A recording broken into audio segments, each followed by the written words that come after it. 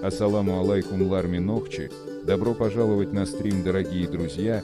Не забудьте, кто не подписался, подписаться и ставить лайки. Баркал, спасибо всем.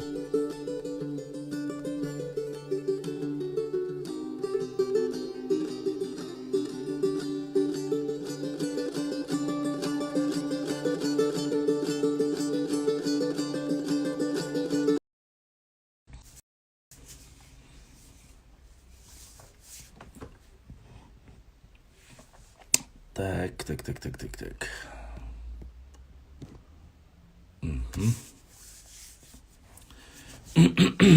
Валейкум ассаламу рахматуллахи ва баракату. У нас пятница, время прямых эфиров. Так сказать, подождем немножко, пока соберутся наши. Вот.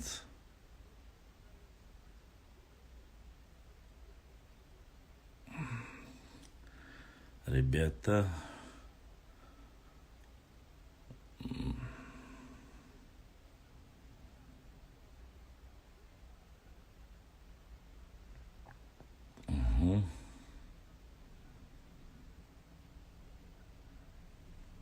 Валейкум ассаламу рахматуллахи ва баракатуху.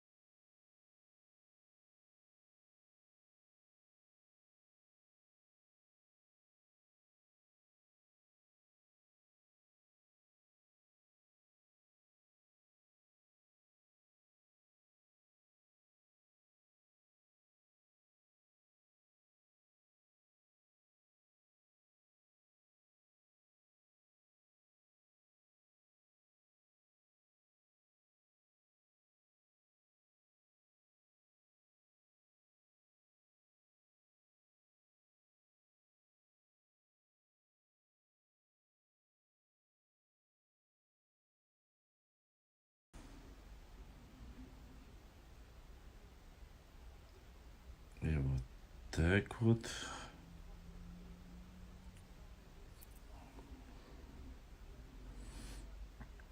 Ну что, начнем свой эфир. В принципе, мы можем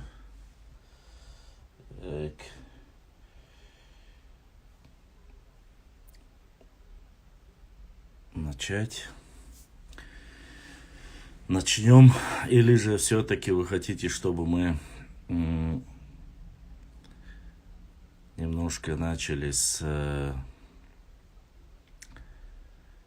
так сказать, да, начали, можем, ты эфиры только по пятницам проводишь. Я эфиры провожу пятницу, субботу, воскресенье. Возможно, сделаю стрим, возможно, день своего рождения хочу провести с близкими своими друзьями, то бишь с вами, во вторник. Такое, скажем, не по графику, но в этот день все-таки поговорить, пообщаться со своими друзьями будет намного лучше, мне кажется. Если, конечно, ничего не изменится. Так, надо поменять позицию здесь все-таки. Хоть холодно, но мы постараемся пересесть. Так. У меня щеловато. Вроде как сегодня было тепло. Вот. А сейчас холодно. Как бы сказать сейчас. Все-таки мы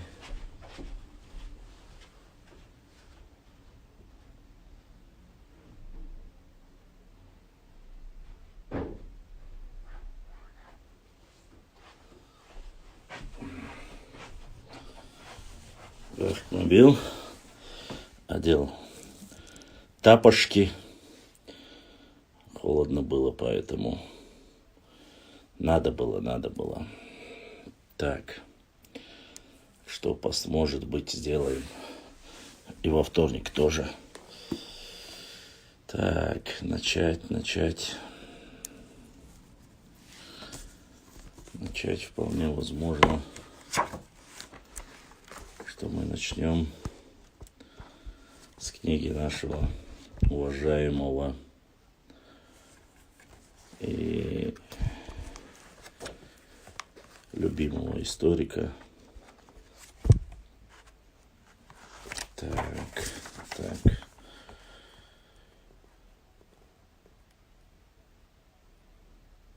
91 страница.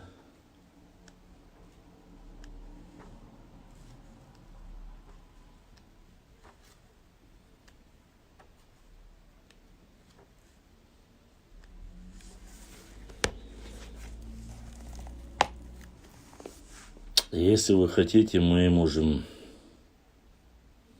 начать с вопросов, или же мы начнем немножко с истории. За неделю, конечно, мне пришло достаточно разных вопросов. Алейкум ассалам. Есть, которые нелицеприятные, есть, которые... Но у нас, чтобы не было сразу начало такое, так сказать,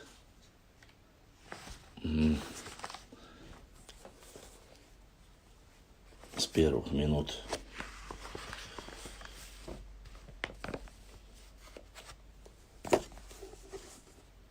Так.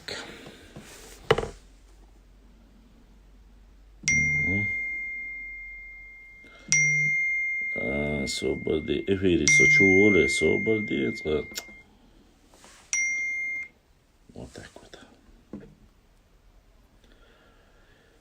И первый донейшн сегодня от нашей сестры Малики. Малик дал Духя Хюэл. Дал Зашка. Соудолитил, Абодиснак. Огромная благодарность всем нашим подписчикам. Вот.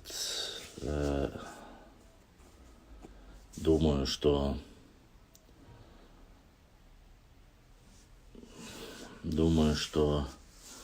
у нас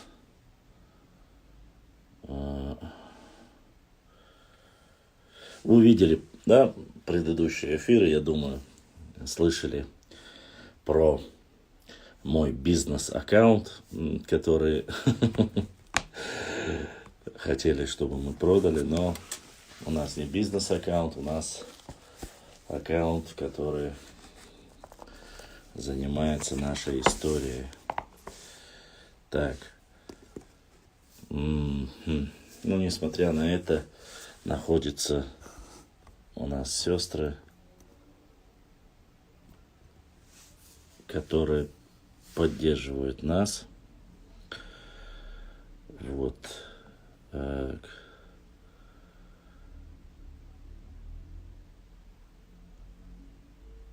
Думаю, что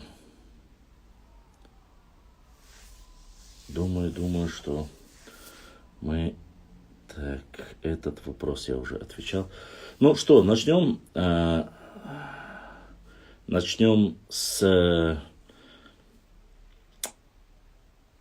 Все-таки начнем с того, что немножко пришли пару ссылок, которые были отправлены мне, и с огромных кляуз, которые были, кляуз не знаю, но все вы видели, да, очередной фейк, который нами был разоблачен. Мы постарались, конечно же, вне всякого сомнения, показать вам, что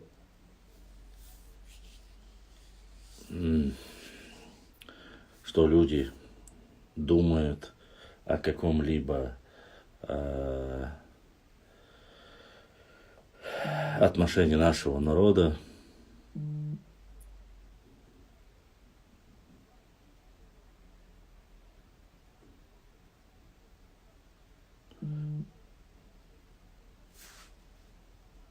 Так.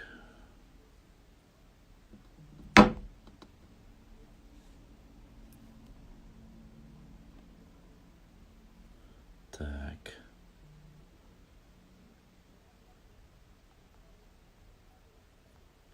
В эфире. Так.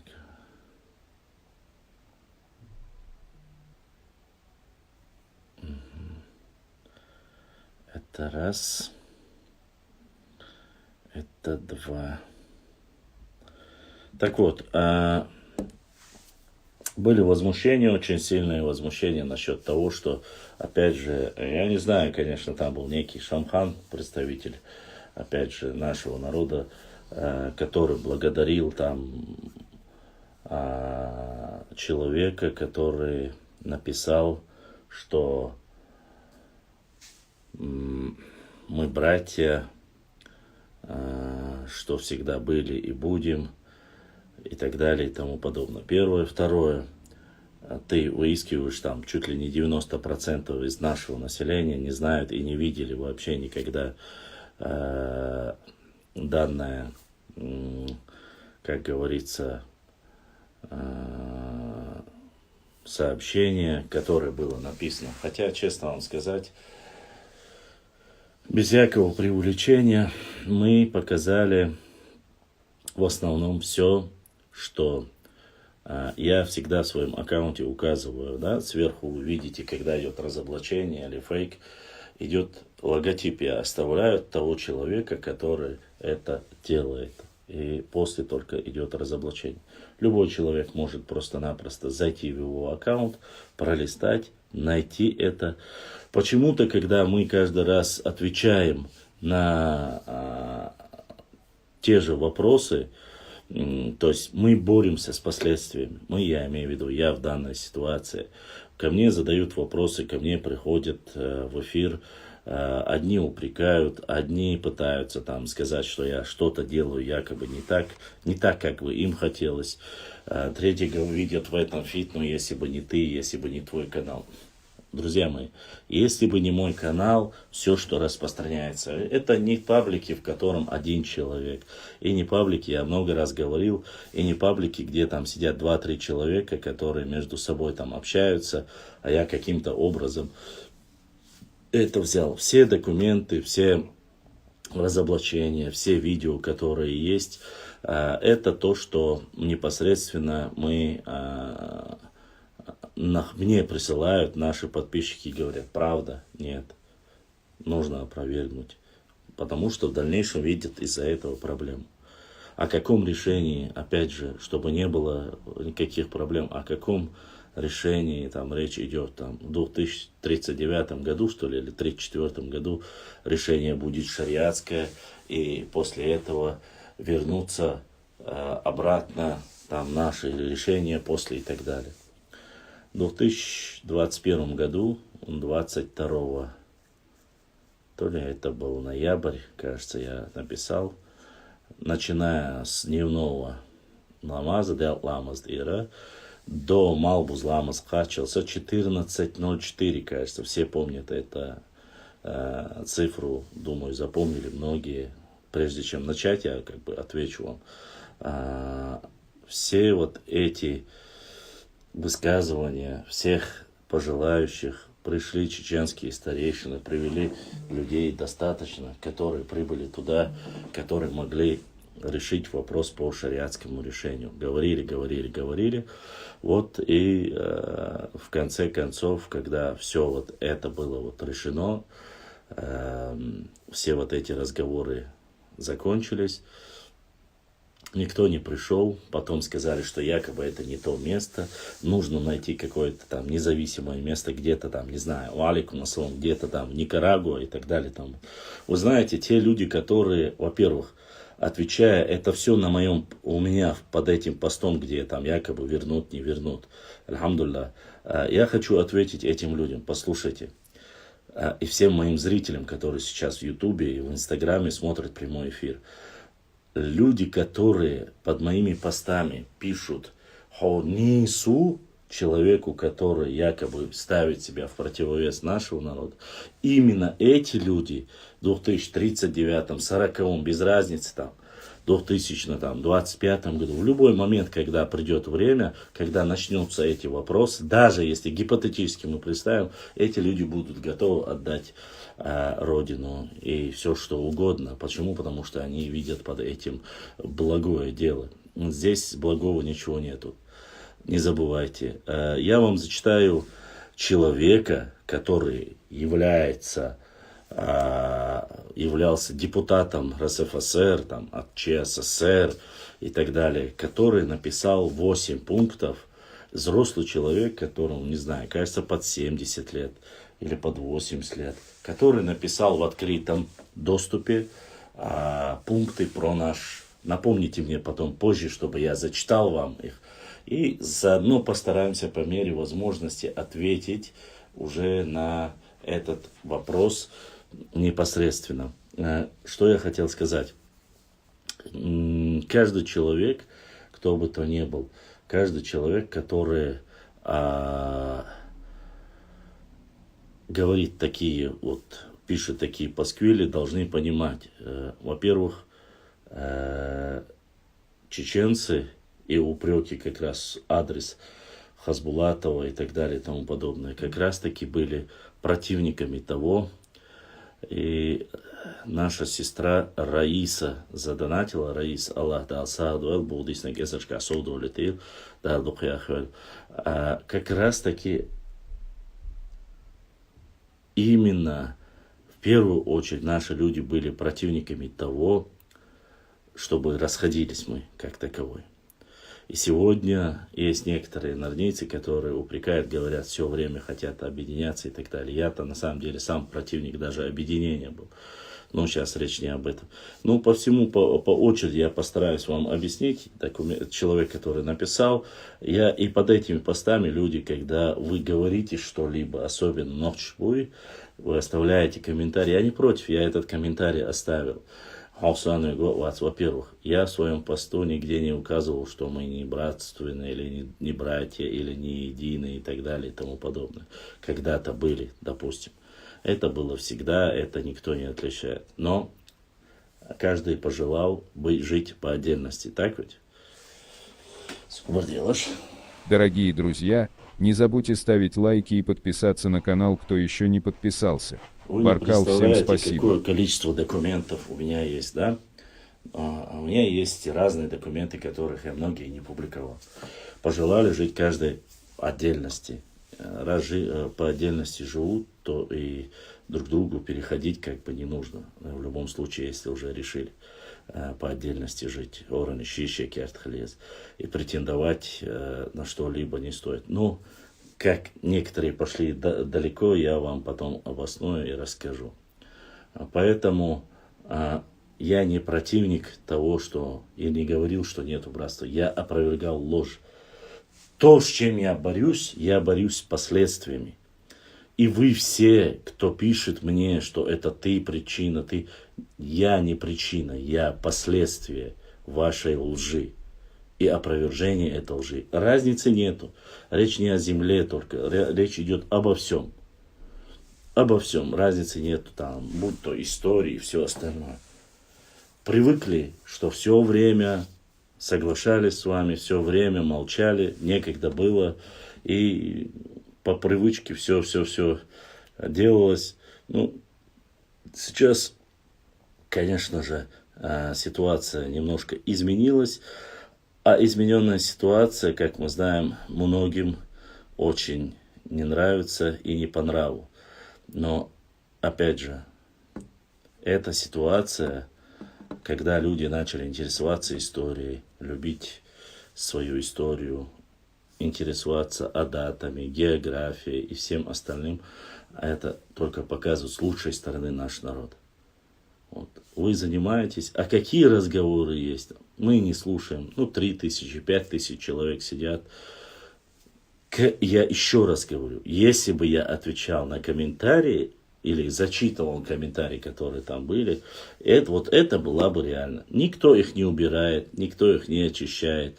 Приходят ко мне и говорят, что якобы у меня там фабрика, кто-то пишет там за осетин. Во-первых, я всегда говорил и говорю и предупреждаю, что вопрос конфликта между осетинами и ингушами это сугубо личный вопрос у них между собой. Мы можем в качестве маслаата мирно, чтобы каким-то образом этот вопрос решился по-братски к своим братьям, таким образом. А так мы не вмешиваемся, имеется в виду блогеры, по крайней мере, там уже власти разберутся. Просто настолько много информации, что я сейчас не успеваю даже, чтобы вам рассказать, чтобы что сделать. Ладно. Вопрос от Хасанбека Масарова. Ассаламу алейкум. Ва алейкум ассалам ва рахматуллахи ва баракатуху. Хасанбек Башлам. Был ли указ императора в 1859 году относить все к Чечне, имеется в виду ингушские селения? Наши соседи говорят, что был такой указ. Не было такого указа. В 1859 году не было просто Ингушского округа вообще. Физически не было. Не существовало такого округа. Он появился, был Владикавказский военный округ, был Сунжинский там округ, Сунжинский казачий округ или Сунжинский округ.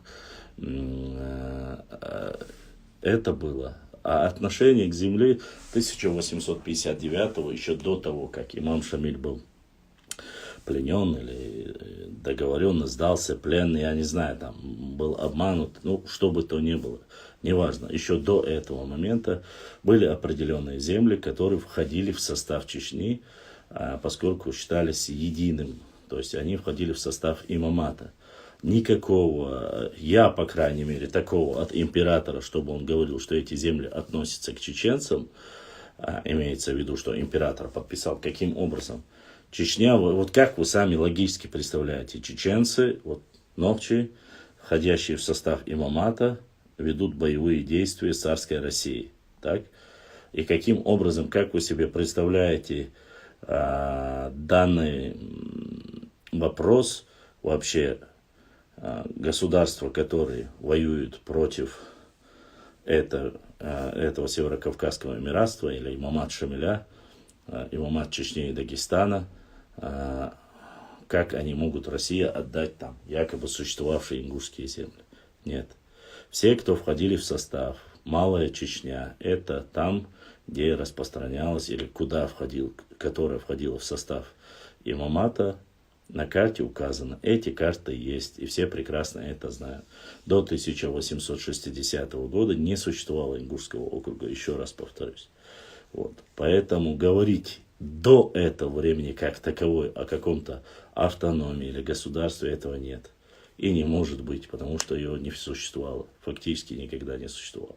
В дальнейшем уже создали Ингушский округ, уже после он стал и автономией. Такая ситуация. Если они говорят, что есть такие документы, где царь сказал, ведя войну, говорит, чтобы свои земли там отдать имаму Шамилю или государству, в котором правил имам Шамиль, это что-то новое для меня, но я, по крайней мере, не видел. Или, может, они неправильно истолковали все это. Ассаламу алейкум, алейкум ассалам. Башлам Хазбулатов, родственник Залимхана, аноним 3.1. Только однотейповец. Хазбулатов Руслан Имранович являлся из тейпа Харачой. Залимхан Харачоевский, или Гашмурзукаев, как его по-другому называют, он из тейпа Харачо. Они однотейповцы, ни больше, ни меньше. Турки, они нахчи. Нет, ни тюрки, ни турки, ни нохчи.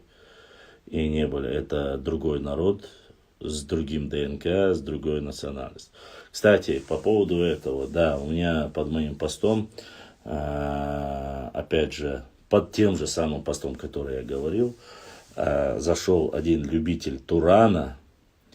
Вы можете зайти и посмотреть, что он там только не писал. Да, в принципе, он хотел якобы задобрить, сказать, что это вот по-братски, мы братья, там туда-сюда, якобы живите там мирно и тому подобное. Но что я хотел сказать, что данный разговор, который был в этой переписке, он четко прослеживает и говорит, что они хотят, уже говорят, что он не ногчи, он является киргизом, кажется, он там является. Он сцепился с адыгами, почему-то на адыга начинает гнать, там, ты чеченец, там, якобы, опять же, такую ерунду несет о величии Турана и так далее и тому подобное, что он дал везел, что он существовал там и так далее и тому подобное. Какие вот он перечисляет конкретные государства, можете тоже посмотреть, эта переписка есть, оно все существует. Так, что здесь? Так, Субадял. Камень из Харкова, данный камень из Харкова, область Чебелой, строен на самом основании Харкоройской башни. Исследователь высказывает мнение, что этот камень может быть на столетие или даже тысячелетие старше самой башни, хотя последняя не старше средневековья. Основание для таких выводов выступило из соображения петроглифа на камне. Что касается сторожевой башни села, то она расположена в стратегической позиции на краю ущелья, соединяющей чеченскую область Чеберлай с обществом Технуцал, первые крупные села. Технуцал, первые крупные села на выходе Ансалты, Рахата и Ботлих. Отсюда часто угрожали феодалы Дагестана. Согласно тариху Таймасхана, из Харкароя в XVI веке в Нохчмохт переселились выходцы из тайпа Гендергной. По преданию, само село Харкара основал Хазат, выходец из Нашхи где-то XVI века. Записано Н.И. Иваненковым и издано в 1910 году. Ну, про это я слышал, что касается петроглифов, что им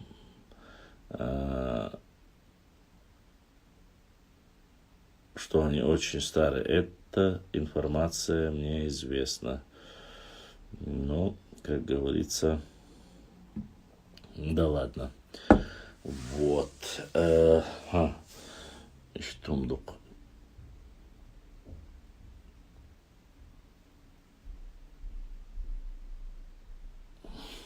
Да там не только, но чуть-чуть идет вуаля.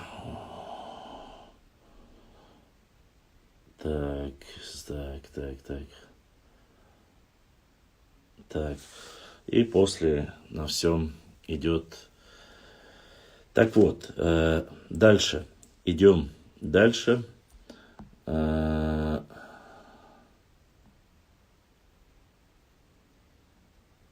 Дальше. Отвечаем на вопросы или зачитываем ваши.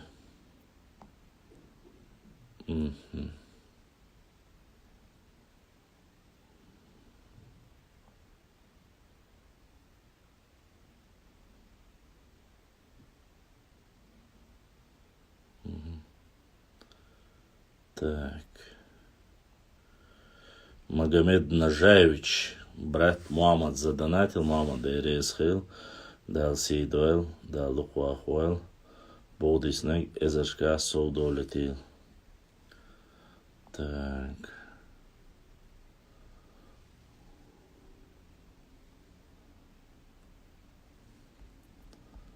Башлам, ты видел водопад в виде горянки в Ингушетии? Нет, не видел. Не видел. Я видел в виде горянки водопад в Чечне, а точнее в Харачое или в Шатое, кажется, видел его. Вот, там я видел. В Ингушетии не видел. Может и есть, но не видел. Ва алейкум ассалам. Хамди Могиба. Мога, алхамдулилlah. Ва алейкум ассалам. Sögokçu söyleme beyta. Söyle историю, вас ночью историю. Я здесь не говорю про Сюли. Я здесь говорю про чеченцев. Поэтому... Так, дальше. Дальше. Ва алейкум ассаламу рахматуллахи ва баракатуху. У нас... Так, Ибрахим, сколько собралось там? В Ютубе сколько человек? Söylüş son diktin таумадат. Я самахкан дикдин умадат. Именно про тех, которых ты говоришь. Это тот, который отказал шейху Мансуру. Пашлам, ты в какой школе учишься? Я в многих школах учился. Я учился в Староатагинской школе номер 3. Я учился в Бердыкевской школе номер 1. Я учился в 29-й школе в Казахстане. Я учился в 32-й школе. Вот так. Я думаю, мало. Сколько я... Еще не помню 2-3 школы, конечно же. Но всех я не вспомнишь. Я в разных школах учился. В Грозном я не учился, если вы об этом. Йокч атрах берткела шишкола дешес. Начинал я в Старых Атагах. Закончил я в селении Бердыкель. 11 классов. Ну, как раз война началась. Сюли элчни содуя сули. Сюли. Это название конкретно аварчему. Роман Давтагов. Башлам, значит, и сербский поэт. Да, можно так сказать. Если я закончил школу там, если ты это имеешь в виду, конечно, я в селе мало жил. Я в основном жил в городах. В Новосибе жил, в Актау жил. Ну, тебе это мало о чем говорит, конечно. Да. Поэтому мне без разницы, село, не село. Я юртар валаваться, абсолютно яхьечваться. Дейла и табу. Ассаламу алейкум. Ва алейкум ассаламу рахматуллахи башлам. Я тебе сегодня отправил книгу электронную. Вообще там написано жесткая дичь. Реально ли Ян Потоцкий так писал, или это байки? Ну, сравнить, как любит сейчас в Актау, когда успел. В Актау я успел в 1990, 91, 92, 93 год.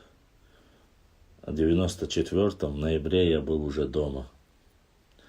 То есть под чеченскую первую войну я уже дома был. Башлам, так, Актау, когда успел. Так, Башлам, почему мало, Башлам, ну почему мало о чем у меня по географии 5 было? Не знаю. География это хорошо, а тебе о чем-нибудь говорит Актау? Казахстанские самые четкие басовые. Башлам, ты прям к войне. Да, я приехал в ноябре 1994 года, я был уже дома. Я уже был дома. Так. Осталось 2.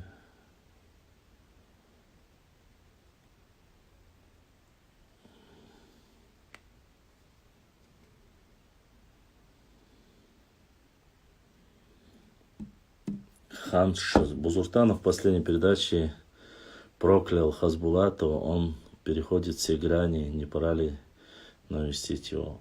Ну, у Хасбулатов большой род. Я не секретарь, честно сказать, по Хасбулатову.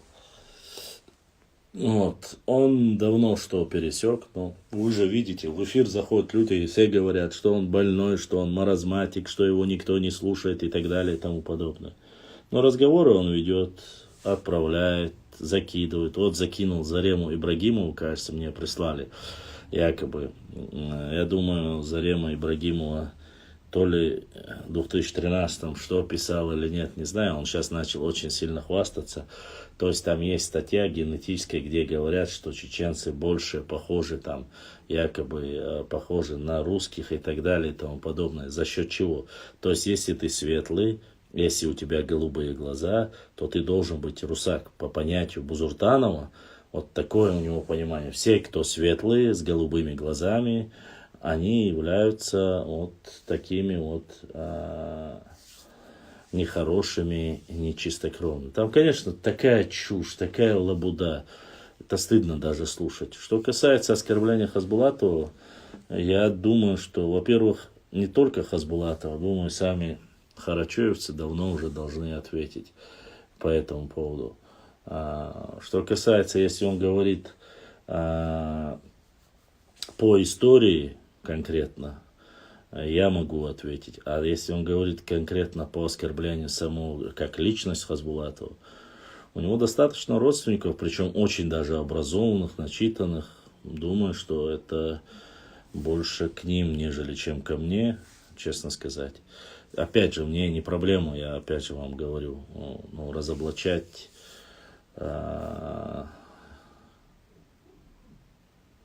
Zoom снайпер, не верь никогда, если написано типа со слов Потоцкого, нет, до тех пор, пока у тебя не будет книга Яна Потоцкого, если ты не прочитаешь. Ян Потоцкий, барон, он, кажется, был, да? Если я не ошибаюсь, он очень много, но это царские офицеры, это царская Россия, это когда они вели войну против нас. О какой любви там или чем-либо может идти речь вообще, вы сами подумайте. У этих людей, у этих офицеров была лютая ненависть к чеченцам. Ну, опять же, к ночи народу, что можно? Про Яна Потоцкого, то, что там говорят, то, что якобы он там, со слов кто-то рассказал, что там передали.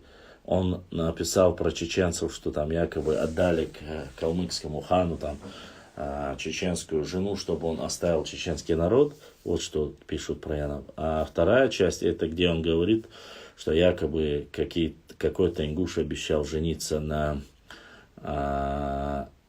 девушке, которая была сиротой, и привез ее в Кизляр продать и обменять на материалы, шелка дорогие какому-то еврею. То есть, обманув, сказал, что обещал, что женится, а сам хотел его там обменять ее. И она, рассказав это, повесилась на дереве.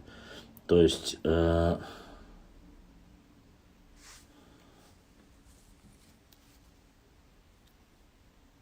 он ни про кого хорошего не писал. Опять же, прежде чем говорить, обязательно не забывайте, возьмите книгу, посмотрите, насколько достоверно. Очень, вот этим, чтобы вы не искали,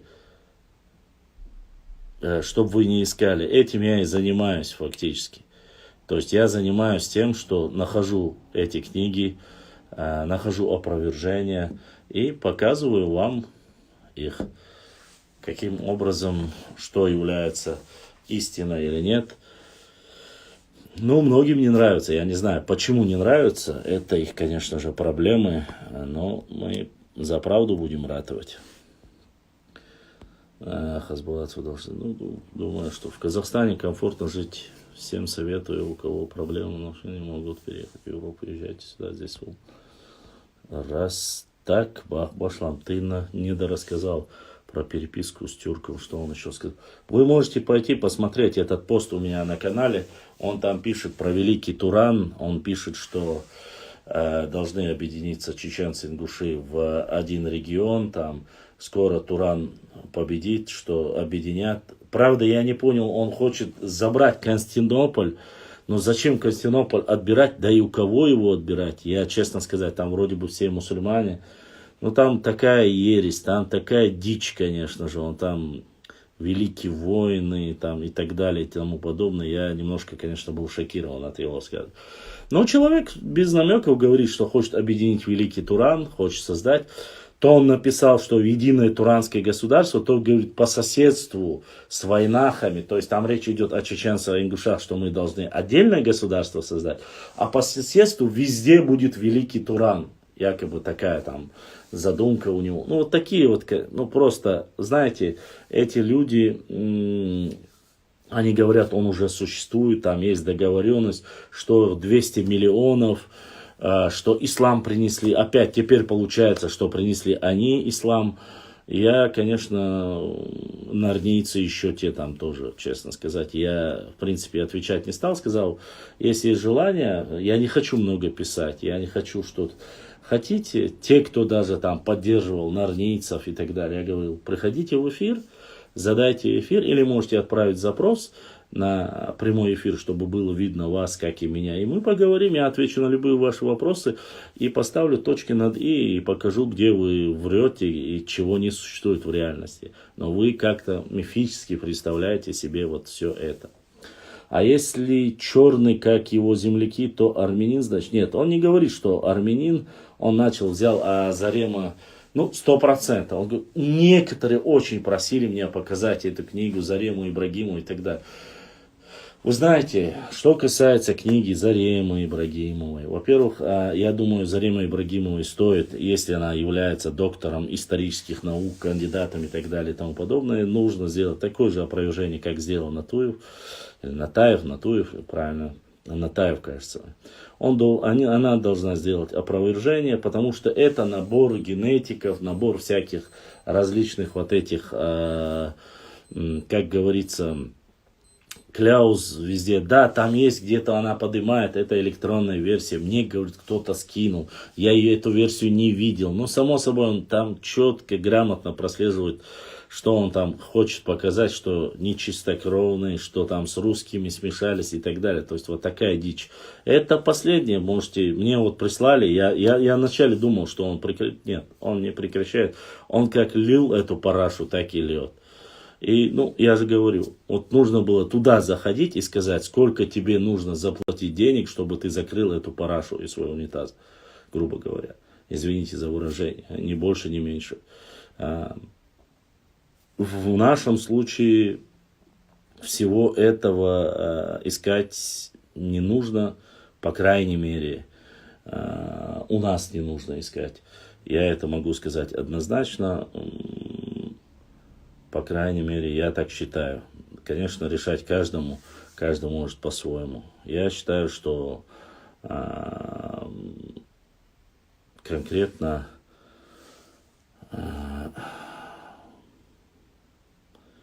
я по границам пытаюсь не переходить, но если будут вопросы, надо каким-то образом решать. Вот, надо решать каким-то образом.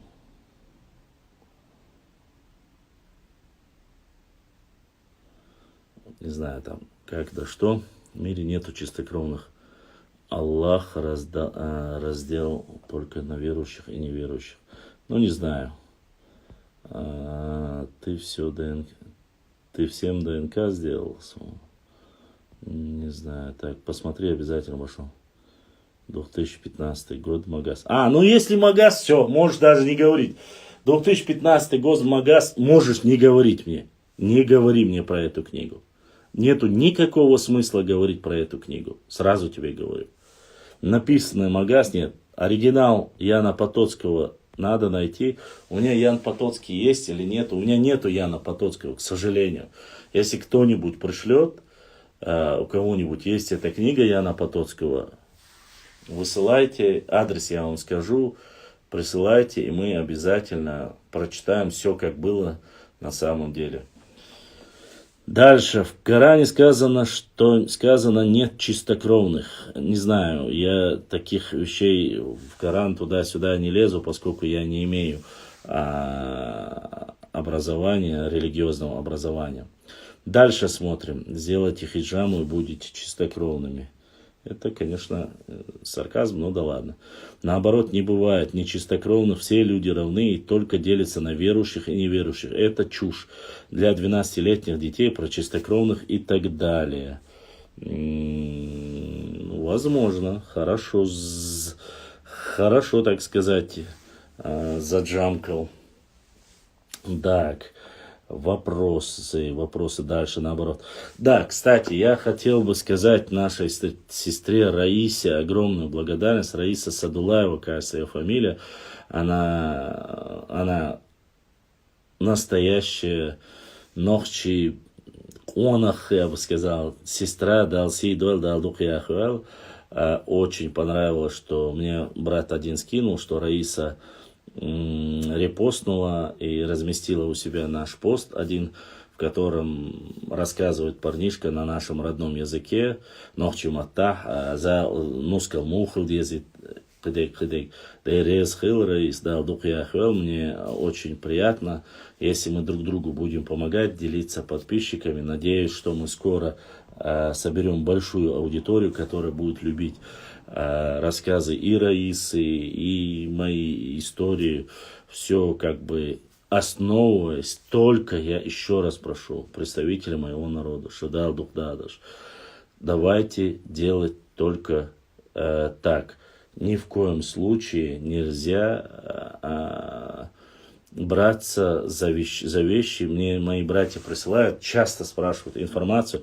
У меня были документы, вот они пропали, я слышал где-то. Такие вещи нельзя допускать.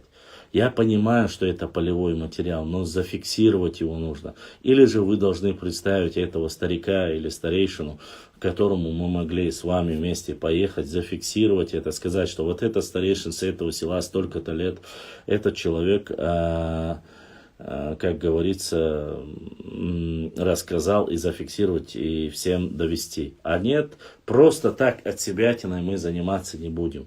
Во-первых, поскольку мы все сохраняем видео на всех социальных сетях, есть наши видеоролики, вы знаете, да, это не только здесь мы ведем, у нас Telegram, Facebook, Twitter, ВК, YouTube, Рутуб. Что я еще не перечислил, Ибраим? Все, кроме Одноклассников и ТикТок, везде есть информация. Любой желающий, вот ТикТок и Одноклассники я не люблю и не доверяю им, вот остальное везде я распространяю касаемо нашей истории, касаемо нашей культуры, адатов, географии. Это не одна платформа. Мы не должны ни в коем случае распространять ложь, ибо завтра перед Всевышним Аллахом она умножится в тысячи и в тысячи раз, и перед Всевышним будет отвечать очень сложно. Поэтому любая информация мы должны проверить. Мы, допустим, я встречался Лам Ахкей, представителем, когда было открытие мечети в горной части Нохчичу. Это Ламакинская мечеть, когда открывали, меня пригласили в гости. Причем пригласили очень многие, и приглашение прислали официальное, электронное. Я поехал. Ко мне подошел представитель Тайпа Лам Ахкей, дал Сейдуайс, он взрослый человек, уже, я бы сказал, возможно, дедушка. Он подошел и сказал, я хочу рассказать случай про Бамут.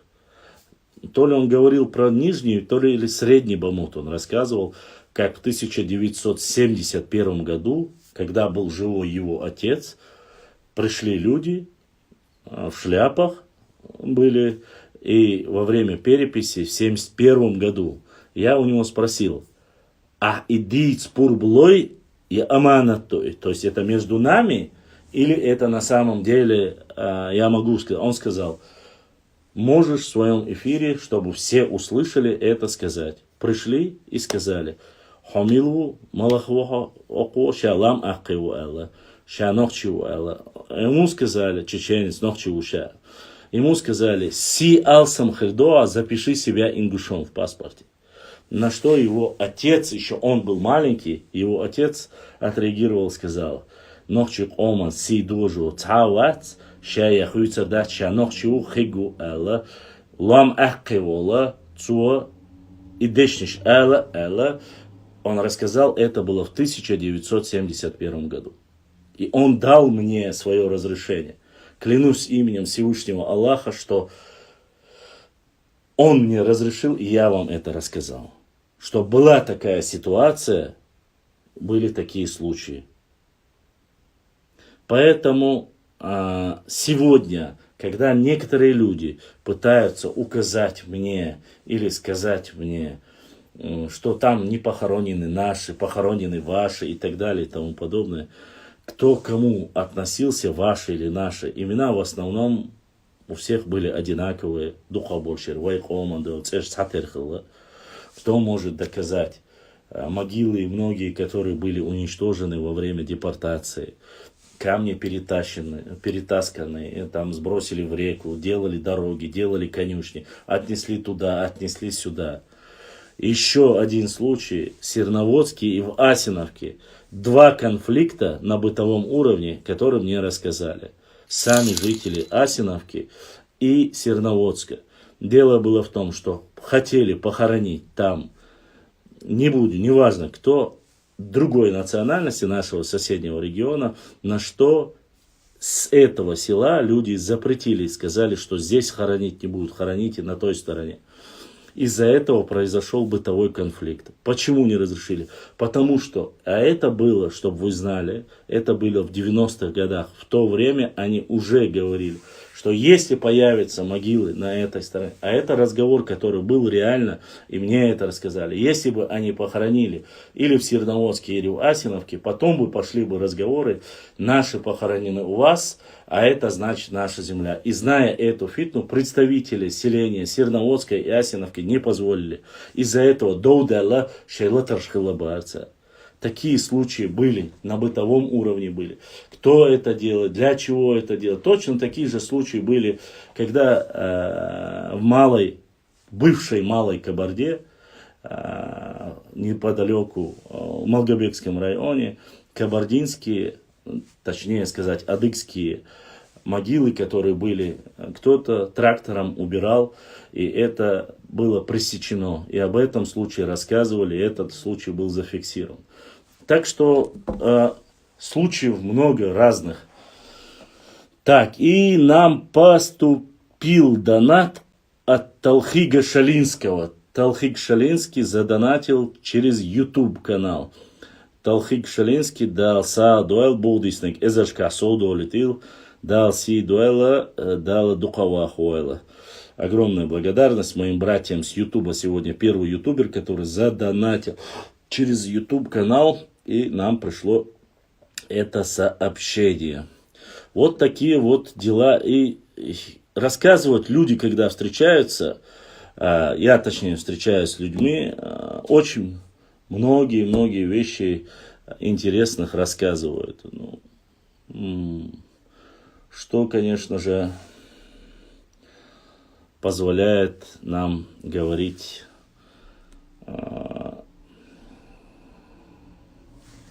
все больше и больше. Ладно, оставим это и постараемся ответить. Сейчас, минуточку, пожалуйста, ко мне.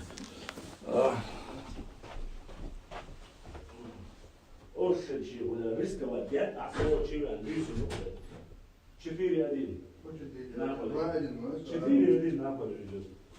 Дорогие друзья, не забудьте ставить лайки и подписаться на канал, кто еще не подписался. Баркал, всем спасибо.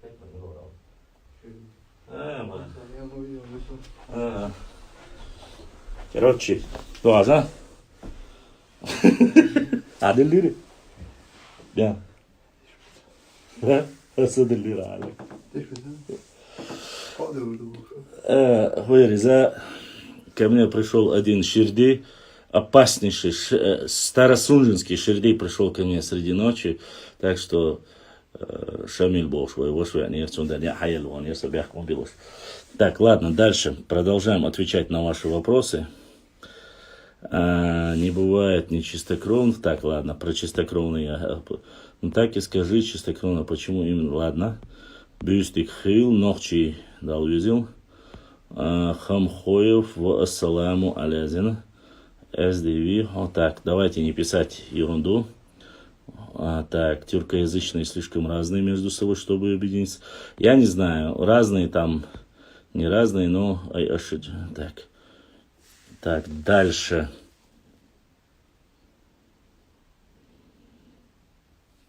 Так, дальше. Ага. Дальше. Так, что-то почему-то темных пытаются принизить.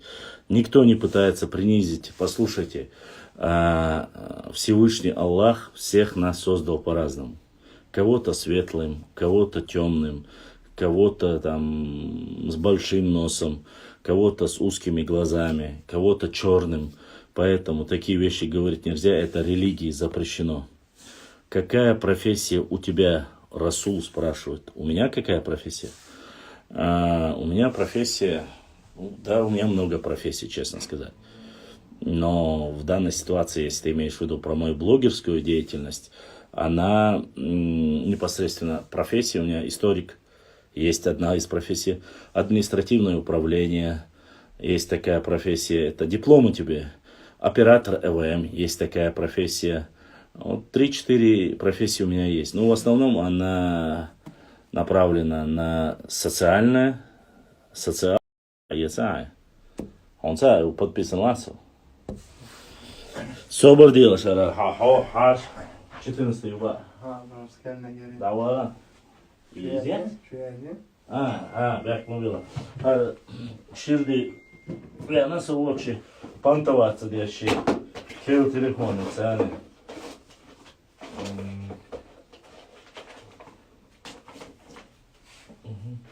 Yok şöyle şarkı çıkma. Короче, Ширдеве на пантоваться дальше еще 14 iPhone Pro Max 256 гигабайтов. Bu бях мобила 512 гигабайтов. И телефону 3 таляс лилошин ши келни гю хайт гач. Яц бахши. Хоерис пароль цундер хизо шоса. То даязиния. Дела кыса кырмекш моён сига. Юй? А? Юй хирю алхетел. Так, так. Хуалач высокий, да?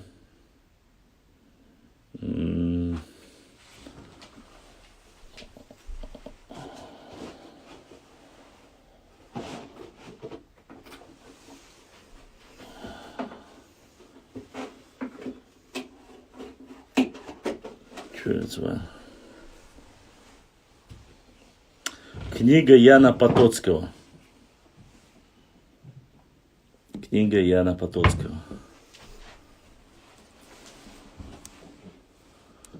Так, и убийца нанийцев. Так, дальше. Башлам, почему ты замечания не делаешь своим арстхойцам, особенно Мужухоеву, издеваться больше недели назад тут всякое писала про нас. Хамхоев, Мужухоева, вот ты говоришь, своим орстхойцам. Я, честно сказать, не видел. Если бы ты мне сказал в то время, что она написала, я не знаю. Хамхоев, он бодик диса, делдас, он ахенсудует саха. Надо было в то время мне сказать, и может быть я бы тогда сразу бы отреагировал на это. Цундера, я не знаю, о чем она писала. А так, оскорбление нигде никому не позволительно, кто бы это ни был. Куда смотрели предки, почему? Так, дальше. Дальше смотрим. Она не распространила, всего лишь загрузила наш ролик. Она не распространила, а всего лишь загрузила наш ролик с твоим логотипом, если честно. Но и дукай, разница от и Бог дукай. Об этом я и говорю. Так, ассаламу алейкум, алейкум салам. Так, Хаусал Цаюшек Мадиц, Хамхоев, Цанга, каждый имеет право зайти. Башлам, так они были из другого села, Кто? Нет, они были из другого села. Именно из другого села они были. Это не одно село было. Не пишите того, что оскорбляет кого-либо. Так, я много пропустил сейчас. Дальше. Давайте продолжим.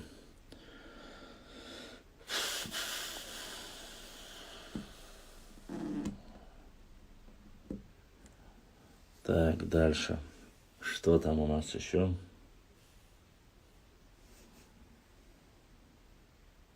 Башлан, что они решили в чужом селе похоронить свою? Ничего не решили. Ты...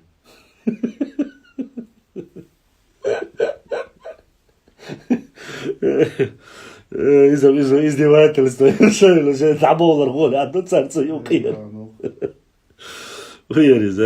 Там просто это... Разгромный счет идет. Тот, кто любит футбол, наверное, знает. Наполи просто-напросто убивает Ювентус 5-1. Цудер, Вильшфорд, Хаши. Так. Не дали похоронить они. Не дали похоронить. Что?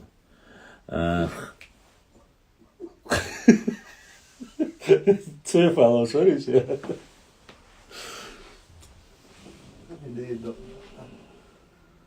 It's a halt way, look at it. А вот я тебе говорю, сайт я тебе. Им уже просто, якщо я ще таке ж таки.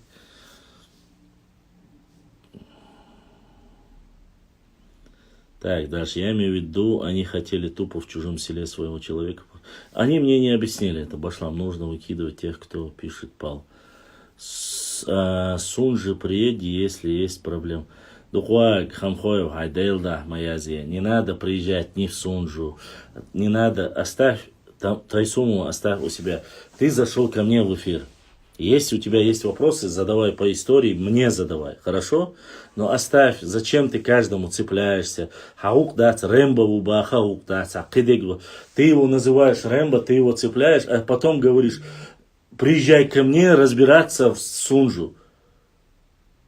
Мадийцы еще делдаш мадийцы. Зачем вы занимаетесь этим? Что-нибудь про историю, что-нибудь про географию, а даты, вот что-нибудь такое. На твой вопрос я тебе ответил. Ты говоришь, ваше уарство Мужахоева. Мужахоева тха уарство была и ночь ела, да, если она что-то, но она девушка, она плохого написать не могла. Девушки у меня в эфирах плохого ничего не пишут. Что ты скажешь о находках в Ингушетии, Цоре? Ну, что я могу сказать? Да, ты оберт кюэль, что я могу сказать? Найденные находки, хорошее подспорье для музея, хорошая находка. Что я могу сказать? Я не хочу сейчас, я понимаю, что вы хотите, что в некоторых картах есть, что Цорой входили в состав, но этого я делать не буду. Нохчи чуа аш был Цорой, иш нохчи был. Царшаш нохчуду ол, диха был чаршаш, голый был, все. Зачем мне влазить, заниматься, как говорится, чужими разборками? Мне это не надо. Не знаю, если вам это надо, пожалуйста, продолжайте. Я в этом не вижу ничего хорошего.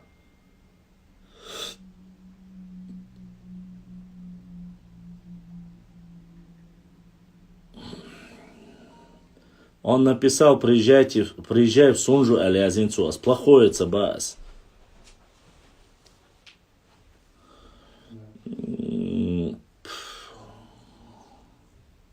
Ассаламу алейкум. Ва алейкум ассаламу рахматуллахи ва баракатуху. Задавайте интересные вопросы, полезные вопросы. Я обязательно зачитаю. Я не забыл то, что я сказал. Приходящие вопросы сюда, я смотрю одним глазом, сюда приходят вопросы, на WhatsApp приходят. Если кто-то... Цхорой ногчи чуамичаву. Галаю, саюртабу даже цхорой. Ногчи чуа бу.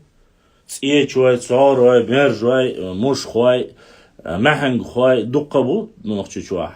Ахуна махтар, бац махтар. Цхорой дукбу, ногчи чуа. Дук, я не могу сказать сотни тысяч. Там такого нет, конечно, но точно есть за сотню, если не больше, если не 1000. Больше, они ничем не отличаются от нас. Поэтому ничего такого нету. Башлам, наши историки назвали пару дней назад 5 крупнейших тейпов. Беной, Экиц, Уантрой, Чинхуа, Гендергной, Боец, я видел этот пост. Во-первых, наши историки, если бы наши историки писали бы, я, честно сказать, не знаю. Конечно, есть там идет дальше, после этих 5, там есть Эрсной, Эршбата и так далее. Ничего такого нету. Дакка тейп не жду, Элла. Я знаю эти тейпы. Я просто, когда мне этот вопрос задавали, для меня этот вопрос неправильный. Я не знаю, почему они это сделали, с чем это связано. Дальше. Все знают Беной Духбуй, все знают Гендерной тейп Духбуй, все знают Чинхуай Духбуйха, все знают Дишни Духбуйха, хотя их там нету. Эхкицуан Трой Духбуйха. Ну и что из этого?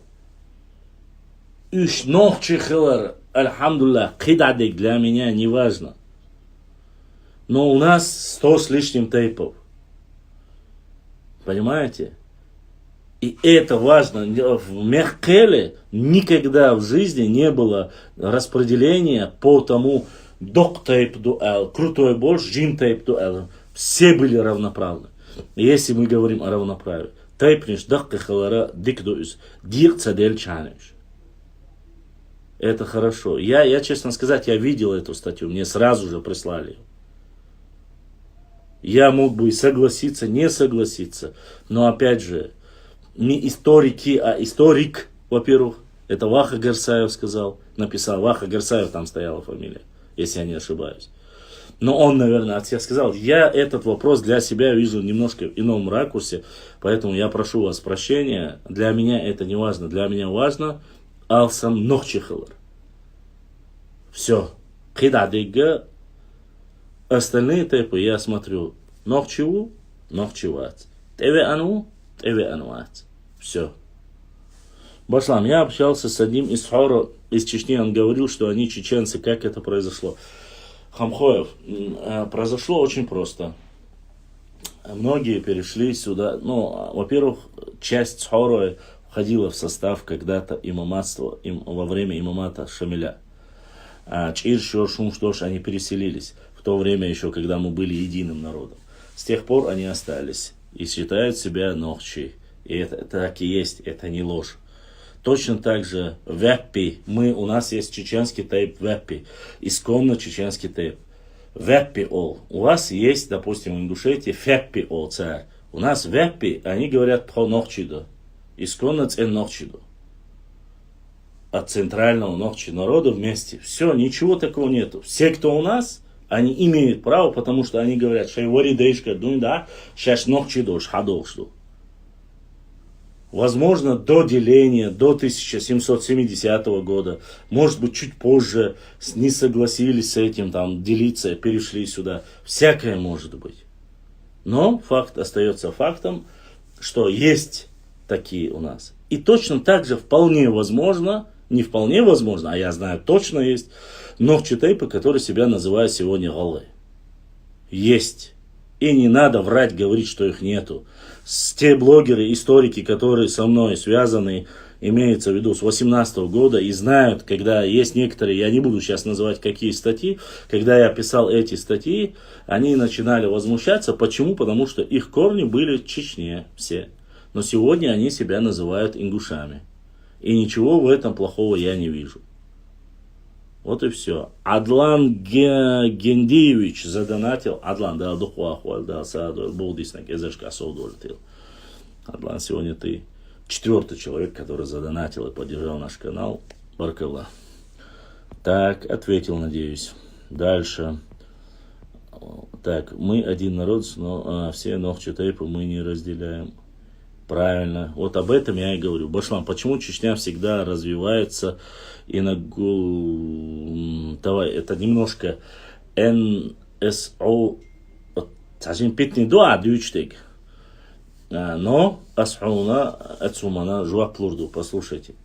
Любые победы, любое развитие заключается в первую очередь на генетическом уровне, в вторую очередь в единстве этого народа, ну, первое ислам, второе на генетическом уровне, третье в единстве. Если все эти три фактора есть в нации, в этносе, в народе, это государство, республика, оно будет развиваться, вне всякого сомнения, и уйдет вперед. Почему? Потому что всегда хорошо работа идет у людей, которые идут централизованно настроенные, идут одним, как говорится. Это не говорит, что не должно быть мнения. Мнения могут быть разными. Мнения могут быть разные, но в своем стремлении к лучшему они должны быть едины. Тогда развитие идет намного быстрее. А если люди пытаются разделиться, как лебедь, щука и рак, то есть, все, иштибе хырда, иштибе хырда с бошк, вот тогда получается, конечно же, не то, что, конечно, мы хотели бы увидеть, получается раздрайв, стагнация и разруха. Так, ассаламу алейкум. Ва алейкум ассаламу ахматуллахи ва баракату. Башлам, ты за войнахское братство. Просто ходят слухи, что ты поднимаешь один народ перед другим, без негатива. Во-первых, один народ над другим. Тем, кто тебе это сказал, ша калма аула, ша борша аула, сюг хаули, сауч эфиря. И доказать это раз. Во-вторых, народ есть, нация есть нахчи. И меня волнует только мой народ. Другой народ, другие народы, соседи, друзья, хорошие соседи, братья. Меня их история не волнует. Меня не волнует. За братство ли я? Братство какое? За братство справедливость, если они справедливы. Нохчи бу, ингушиш бу. Все. Братство, эльче, братство, хираю. Нормальные люди всегда будут нормальны между собой. А болтуны и фитначи, если их не осадить, если им не показать лживость, все, что они несут, они будут говорить, и это фитна. Еще 30 лет пройдет, и эта фитна будет продолжаться. Я это понимаю, потому что сейчас всплыли вещи 70-х, 80-х и 90-х годов. То, что творили в то время. Или вам могу напомнить. Красный ковер, якобы поездки в Осетию, и приехали с Осетии к нам. И вот эти сказки, мифы, которые рассказывают. Не говорят, что Борт Багальштар, не говорят о позитивных. Проклятие Хазбулатова Руслана, проклятие Гайрбекова Муслима, проклятие... Все это делается. Почему-то Гайрбекова Муслима нету ни одного документа, где Гайрбеков Муслим подписал и сказал: я согласен, чтобы отдали пригородный район. Нету ни одного документа. А документ подписан в 1983 году, где отдали часть Казиной Ам и большую часть Дагестана в 1983 году Бекову. Есть документ. Так скажите мне, почему про Бекова молчат, а про Гайрбекова орут? Говорят эхкой, что они являются, некоторые говорят, норницы, что они являются другой национальности. А Гайрбекова проклинают, говорят, он проклятый чеченец. Они не знают даже, что Гайрбеков был эхкой. Лом эхкой. Само собой, лом эхкой это чистые ногчи. Тут нету. Но просто ахпич-бич, она дала хагуч лакко. Это видно, Всевышний тебя наказывает твоей ложью. Люди знают, ты врешь и тебя позорит, если ты не остановишься сам. Вот в чем проблема. Бяхмобила, что бы делаешь? Дорогие друзья, не забудьте ставить лайки и подписаться на канал, кто еще не подписался. Баркал, всем спасибо.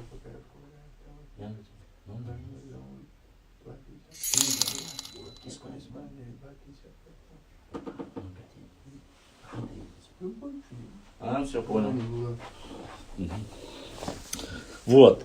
Поэтому я за братство, за единство, чтобы каждый жил у себя, говорил хорошо о своих братьях, не оскорблял его тейпы, не занимался, не лез к нему за землей, не рисовал карты, когда тебе 60-70 лет, и не вводил молодежь в заблуждение, говорил, это у вас украли, это с помощью Москвы отдали. Ведь такое же может сказать, и каждый ногчи тоже может сказать, историю знающий, могу сказать, когда-то чеченцы граничили с кабардинцами и доходили вплоть до грузинской дороги, военной грузинской дороги.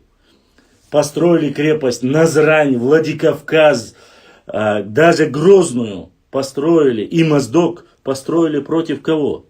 Набегов кого? В первую очередь. Злых варваров, которые не умеют жить, в первую очередь против чеченцев. Или вы думаете, чеченцы ходили там по чужой, там, допустим, если ингушей, это были земли ингушей, делали все, что хотели на ингушских землях, что ли? Нет, этого не было просто. Но это история. Историю рассказывают победители. Выиграла Российская империя.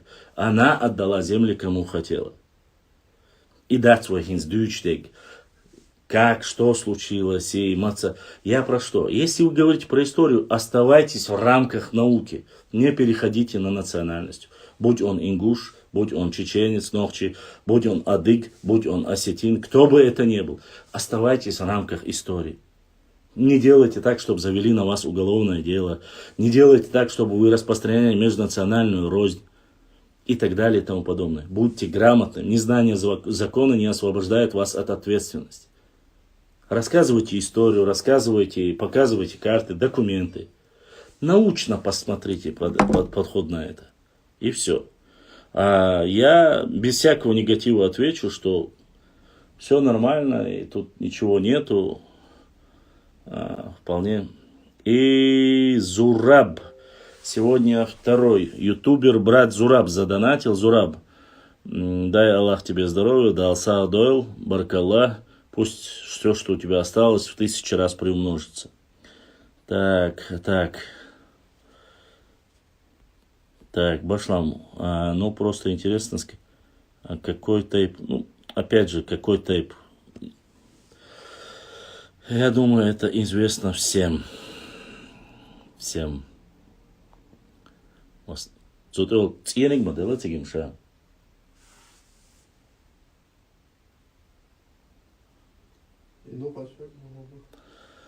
Так, изи.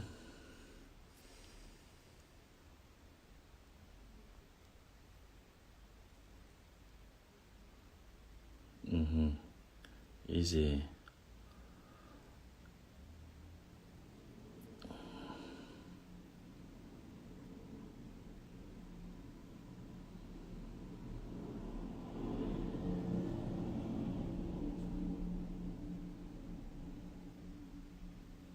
Так, дальше. Башлам. Орство из Ингушетии. Некоторые говорят, что мы, ингуши, пришли с Грузии.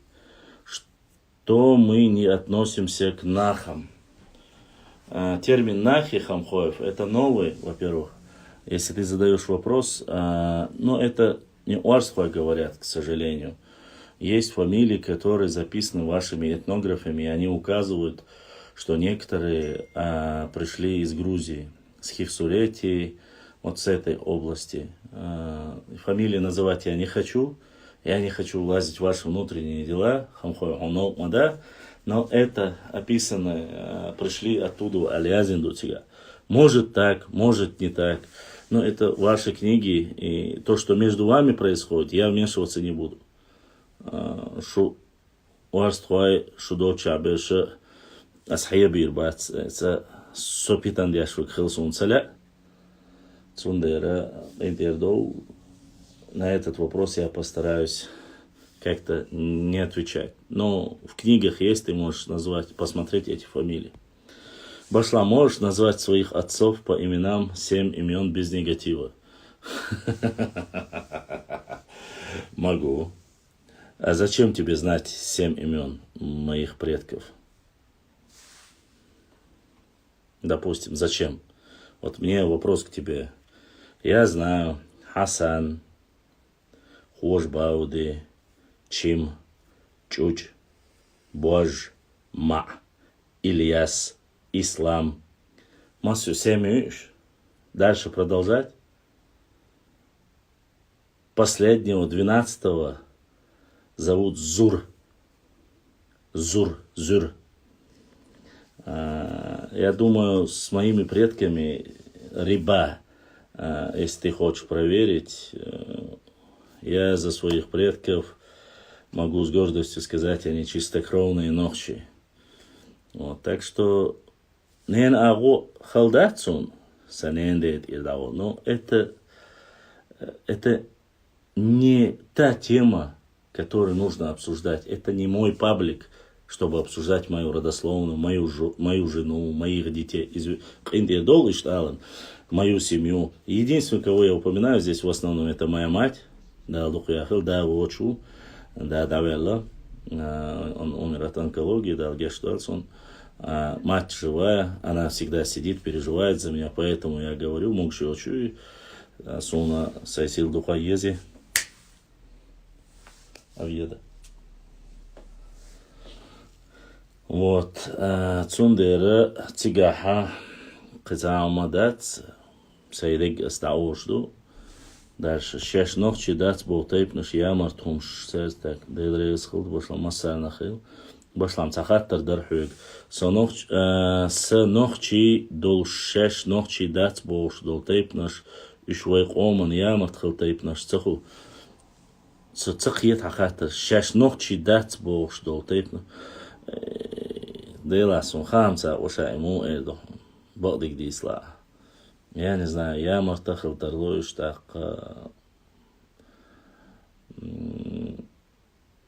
нис буюш бахтиш эльче дела бадик дисла ниса мацаит сунуш ниса мадаци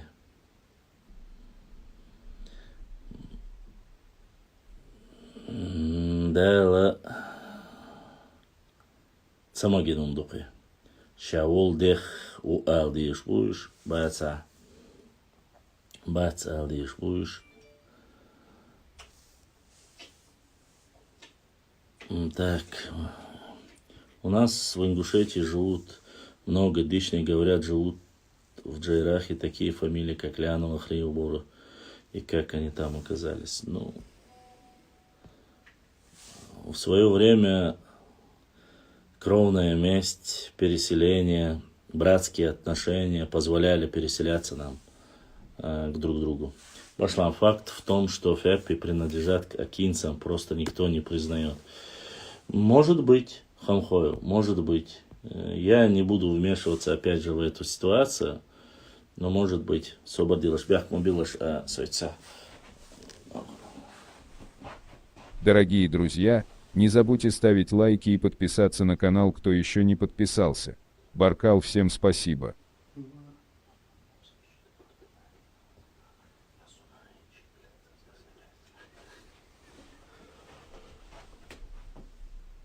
Так, сободилаш.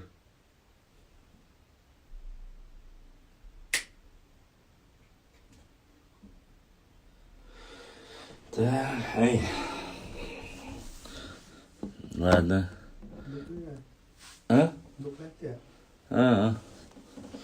Так, ковер 200 метров.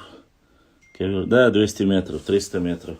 Башлам, я слышал, что черкесы, которые переселились в Чечню в средние века, они считаются как тайп. Да, Черкези тайп also.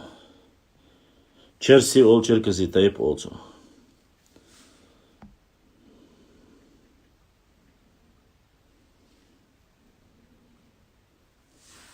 Ты Мальтас.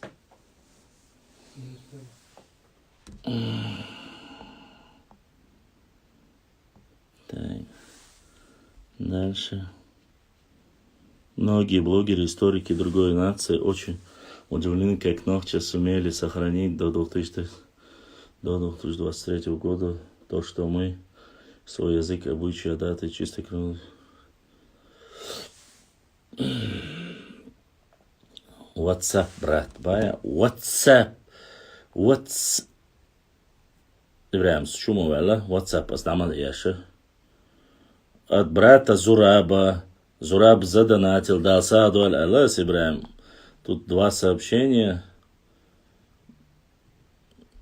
Поэтому Вроде бы я все сказал, Ибраим. Зачитал.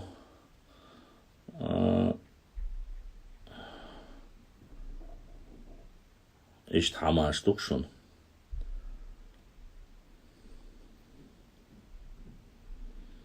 Дальше.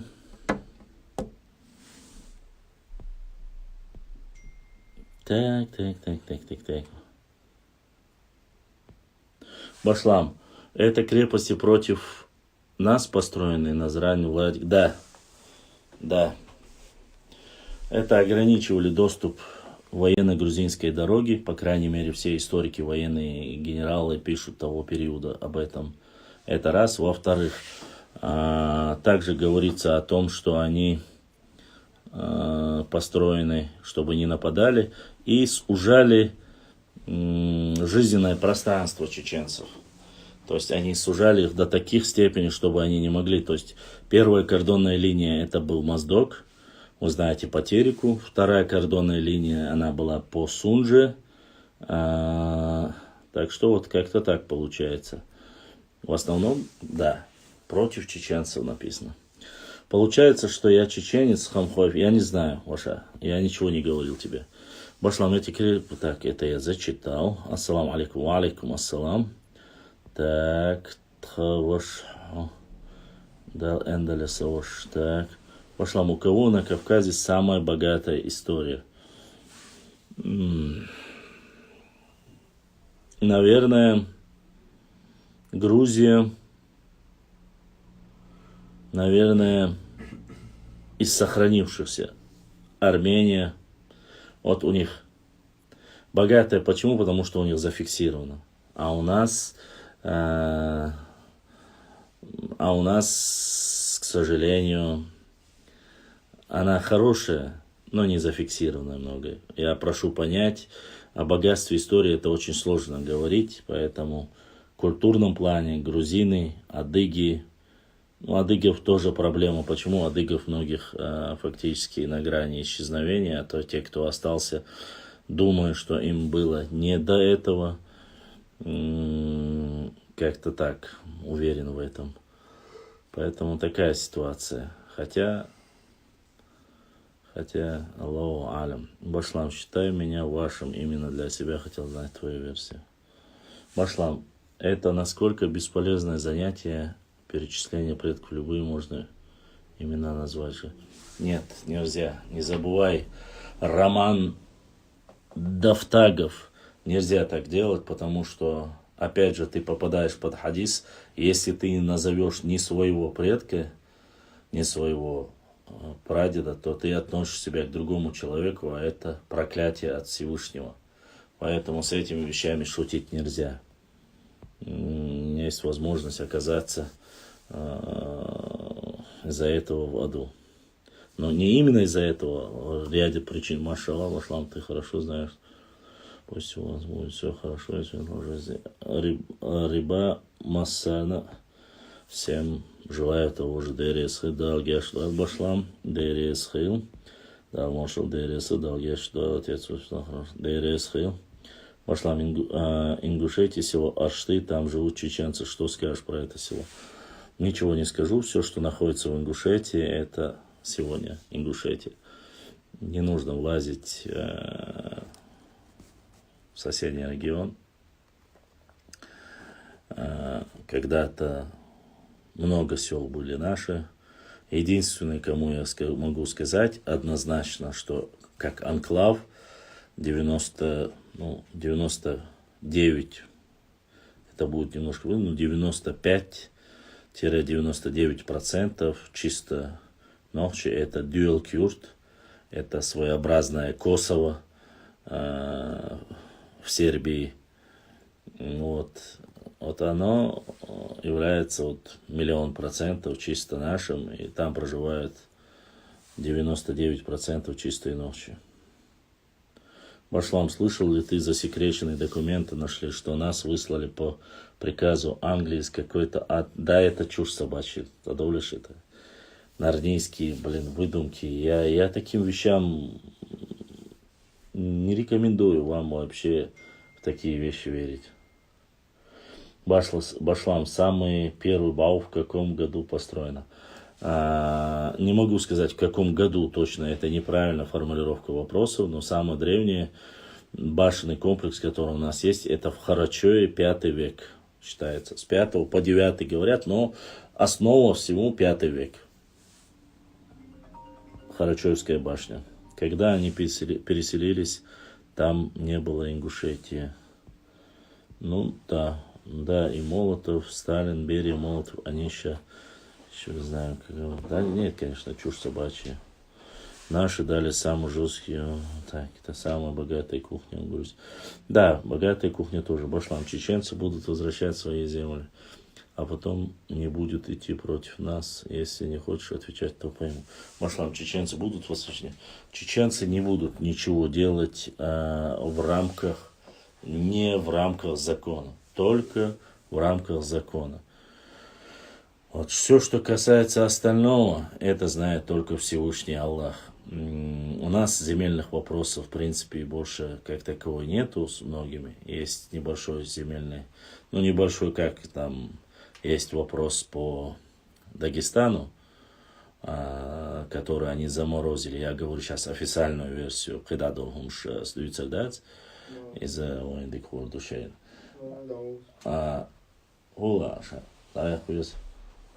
Все, что ли? Собор что зря он братен вистах ласа хавошел. Да. Дорогие друзья, не забудьте ставить лайки и подписаться на канал, кто еще не подписался. Баркал, всем спасибо.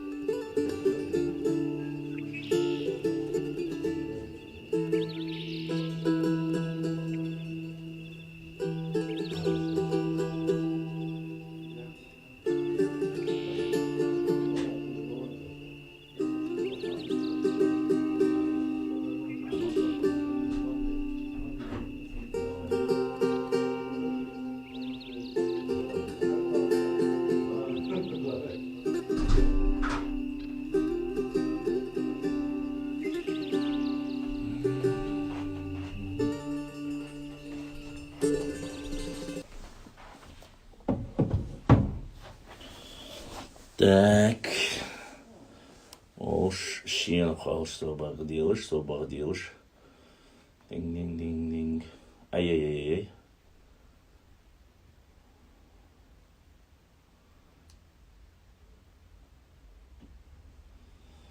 Так.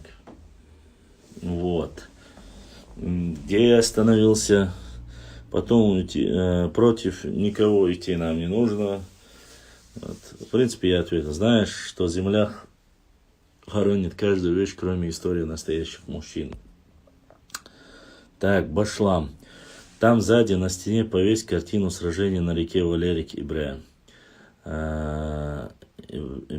Во-первых, сзади картина. Вот она. Когда у меня кто-нибудь мне подарит картину с Валерикским сражением, я обязательно ее повешу. Но пока ее у меня нету. Нету ни его, нету ни Истенга. Так что это не столько от меня зависит, уважаемые мои друзья. Если бы было бы, я бы повесил. Вот. Это проблема. Я свой цумных изуштац, я хещдац. Наоборот, все, что мне дают, даже малейшее, даже касающееся нашей истории, вы знаете прекрасно, что я его масально гейта гуч халулр, хала улида гуч ашусу, поэтому прошу не думать плохо о том, что мы свою историю не любим или недооцениваем. Дальше. В Сербии Нохчи. В Сербии есть Нохчи, но речь не об этом. Я про анклав говорил. Про Косово. Башлам, расскажи историю, как Абрек Сулумбек Сагабшинский помогал Залимхану. А что рассказывать? Там помогал, не помогал, нету. Они были друзьями, они вместе действовали. Что ты хочешь конкретно, я рассказал, как они делали нападение на царские обозы, или о чем ты хочешь, чтобы я рассказал?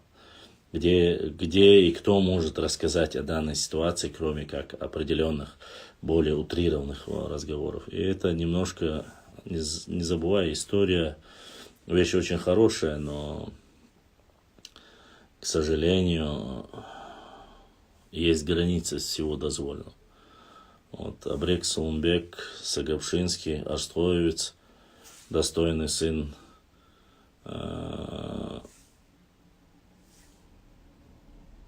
который был другом Залимхана Карачаевского.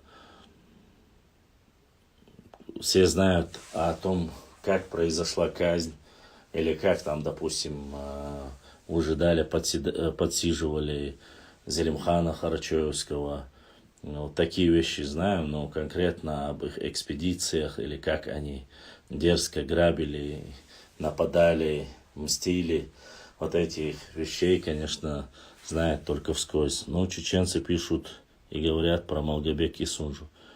Чеченцы про Малгобек и Сунжу говорят, потому что есть у вас такие д'Артаньяны, которые рассказывают, что Бамут, Ачхой-Мартан, Серноводск, Асиновку якобы заберем и так далее и тому подобное. Ну, всем, кто это говорит, начинает идти ответка, ни больше, ни вместе. Гость пришел, гость ушел. Ну да, ему нужно было выехать, к сожалению, я не мог ему никак уделить внимание, поскольку я с вами в эфире. Вот, а так, конечно же, все видят и знают, как говорится.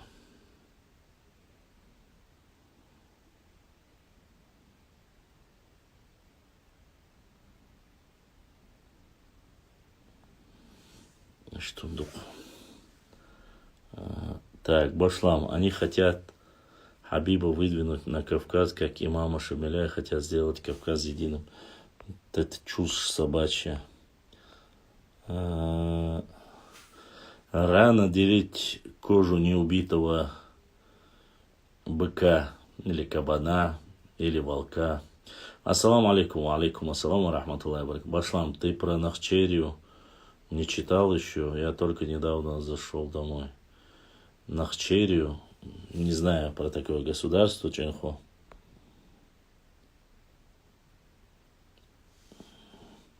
Вы в своем уме родители еще задевать взрослые мужчины вроде. И я вошла, выкинь эту левую страницу.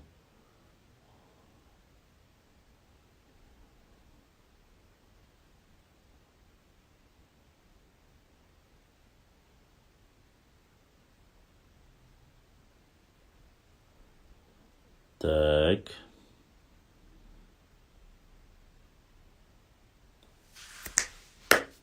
Домой.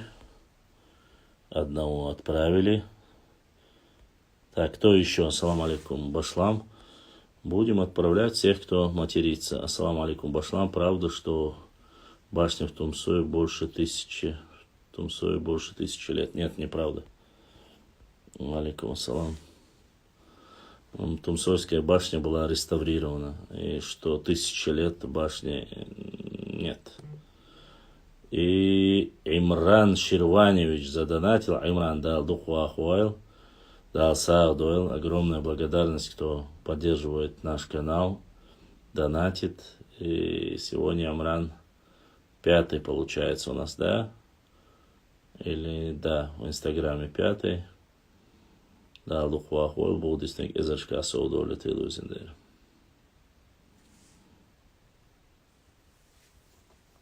Башлам, почему Нохчи племя, в то же время и народ? Нохчи не племя.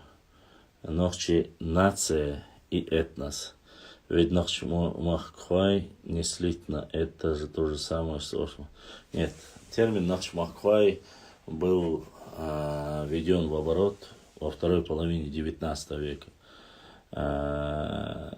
Это Искерк Ошила, Искер Ошила, из 9 первых фамилий, которые спустились Нашхи. Я знаю, что есть у вас один там Д'Артаньян, который рассказывает сказки о том, что Нахчи это Нашхи, якобы оттуда. Вот все что угодно, главное. Особенно мне понравилось, как он сегодня мне скинули ролик, где он утверждает: пришлите кто-нибудь мне оригинал документа Джавахашвили, которого нет у живых, Генка, и все сотни ученых Грузии, России, Украины, без разницы, которые написали. Меня удивляет человек, который от горшка 2 вершка не имеет никаких научных работ, сам никаких не имеет, сидит как великий философ, прямо не этакой Эдвард Радзинской, об этом же говорил и Руссик тоже, Руссик. Да, он сидел тоже рассказывал и говорил: покажите мне лично, кто тебе обязан или должен приносить и показывать документы,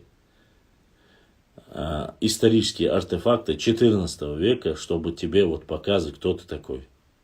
Если тебе интересно, кстати, это не твоя история, она не должна тебя касаться, ты должен поехать сам, спросить.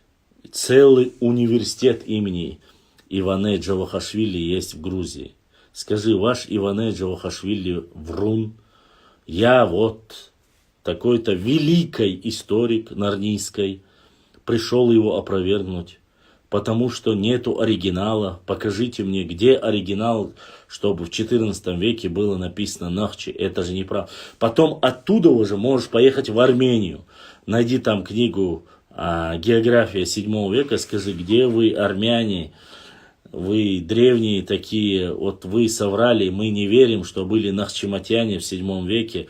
Заодно там же скажи, что кусты, которые вы указываете, мялхинцы, которые указываете в этом книге, это тоже неправда. Человек, я не хочу, конечно, никого оскорблять, не хочу никого принижать, но не дурак ли? Покажите мне, кто ты такой. Кто ты, кто Джавахашвили. Просто-напросто это неуважение. Это неуважение ко всей грузинской истории, ко всей грузинской науке, если ты такое говоришь.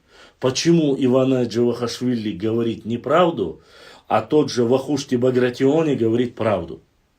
А знаешь почему? Потому что Вахушти Багратиони говорит хорошо про тебя в основном, но он не говорит про Нахчи. А Ивана Джавахашвили говорит про Нахчи, который Нахчта была церковь и так далее и тому подобное. Он, оказывается, раньше, чем о тебе написал еще за 400 лет вперед. То есть в 14 веке, а не в 18, как тебя указывают. Вот это жаба. Рассказывать о научном подходе, вот я с точки зрения науки считаю и так далее и тому подобное. С точки зрения науки невозможно говорить вещи утвердительном характере, тем более, если у тебя нет веских доказательств. А ты сидишь как балабол конченый там, несешь в пургу. Я говорю, я думаю, нас хотели объединить, чтобы нас уничтожить. Нахчмахоевцы это от Нашхи. Ну что это за бурда? Что? Нахчи как были, так и есть. Если они раньше упоминаются, чем ты, никто в этом не виноват. Кто ты? Опять еще раз я говорю. Прежде чем опровергать любого грузинского ученого, покажи свои весомые доказательства, которые есть у тебя. Не просто включить экран, где не видно твоего лица, не знает никто тебя. Просто я считаю, я так думаю, это обман, никто не видел оригинала. Покажи хоть один текст оригинала, который ты говоришь, указан. многих документов того периода. И ты опять же утверждаешь, я думаю, прекрасно зная, о ком речь, Леонтий Мравели не указал, Леонтий Мравели может не указать, но может указать другой ученый. Для этого собирается консилиум, для этого ты ищешь, где о чем говорится. Но опять же, жаба душит. Я вижу это просто зависть и жаба. Никакого научного подхода в этом нету, потому что нужно быть очень осторожным с таких разговоров. Очень осторожно. Почему? Потому что болтаешь ты, конечно, выдумываешь от себя ни больше, ни меньше. Так вот, вторая половина 19 века появляется термин «нахчмаххой». Но это не название тейпа, чтобы было понятно. Нахчи – это название народа, этноса, точнее нации. Не народа, а нации, а и этноса. В этом разница. Так, дальше. Ты сидишь, это так, это всякое ощущение, как будто Башлам давно этого домой не было. Не понял. К твоему терпению, справедливых ответов хотелось бы слышать, чтобы мы, братские народы, помогли, развивались друг другу. Никаких проблем нету. Мы развиваемся, если нормально общаемся, культурно ведем дискуссию. А если нет, это же вина не наших якобы выдуманных врагов, а наша вина. Мы не умеем себя вести. И это большая проблема. Честно. Я, наверное, неправильно написал. Ты в прошлую пятницу обещал прочесть книгу с Гулбакаева Нахчери. Да. Я ее взял. Вот она передо мной лежит, но вопросы есть, поэтому я ее не зачитываю. Дальше. Башлам, хамди моги, алхамдулилlah. Башлам, факт о том, что у вас есть тейпы, которые считают себя нахчмаххоевские. Да. Нахчмах – это территориальное объединение людей. Понимаешь? Это не их, чтобы ты понимал, их за 30 тейпов. Но название народа одно единое. И это не народ назвали от Муахка, а от имени народа назвали Муахк. Нахчи были до этого, и только в 19 веке эту местность из Ичкерии, из Керк переименовали Нахчмаххоз. От названия этноса, названия района, грубо говоря, области. Понимаешь, о чем я говорю? Ни больше, ни меньше. Ни тейпа. Давно ты фит домой не говорил, имею в виду. Домой отправили. Башлан, перечисли эти 9 тейпов, которые спустились в наш не секрет. Да нет, не секрет. В основном мы говорили о них. Бейнуай, Алруай, Цуантруай, Ялхуай, Гендергнуай. Ой, Мюшпатишки. Эхшбатуай, Эрснуай. Первый, Ширди. Если я не ошибаюсь, где-то в этом. Зандхуай, само собой. Вот так, такое количество. 9 первых фамилий, которые спустились. Но они в разные времена спускались в это место. Есть и речка из Керкош, но 9 первых считается, что спустились там 900, 800, 700, 600 лет. Вот в эти периоды спустились. Гендергнуай, Бейнуай, Цуантруай, Аларвай, Зандхуай, это Ширди, Ялхуай. Вот потихоньку спускались туда, как говорится. И что? Это первый, кто спустился.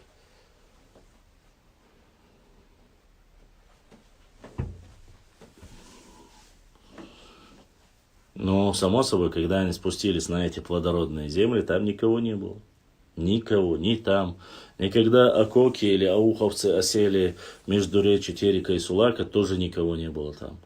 Эти земли были, пастбища были свободными, пустыми, и никого там не было. Как случилось, что у нас один язык, а народа два? А это, ребят, нужно задавать вопрос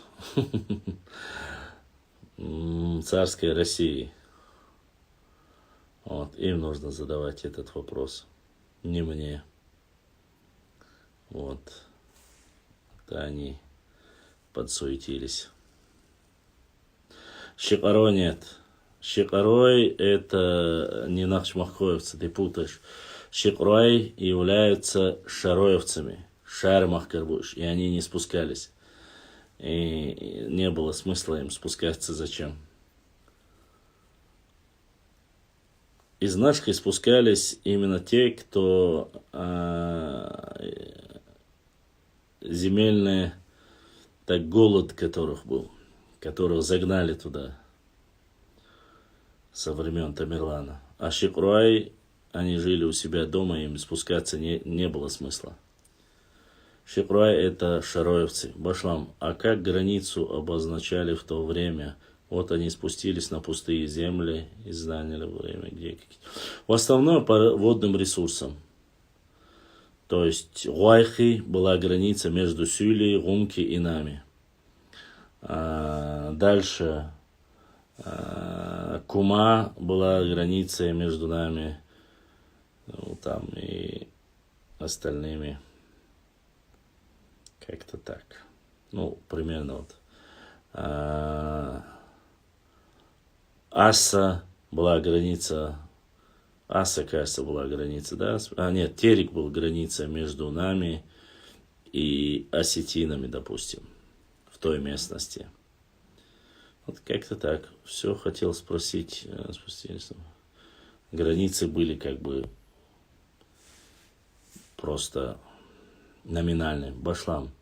От Дальнего Востока до Калининграда хотели написать. У русских нет ни тейпов, а живут дружно. А мы в своем огороде же не уживаемся. Ну, для начала, давай скажем так. Во-первых, живут дружно, это понятие очень... Сомневаюсь в этом. Но их объединили. Формирование государства российского шло очень долго. И все было не так просто, как ты говоришь. Ты просто не знаешь истории российского государства. Где войнами, где страхом, силой, где потихоньку объединились. Я не говорю, что это плохо или хорошо. Ну, мы не уживаемся, да, это проблема. А в этом же я и веду почти что каждый эфир и говорю, что единства нам не хватает. Самое нужное, которое... Вот.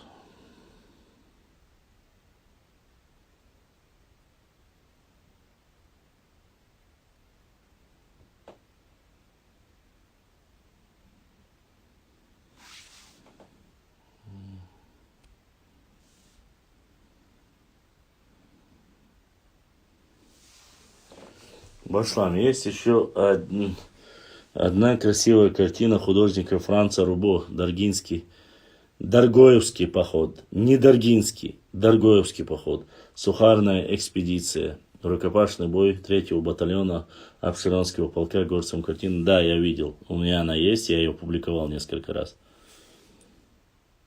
Есть такая картина. Истину глаголишь.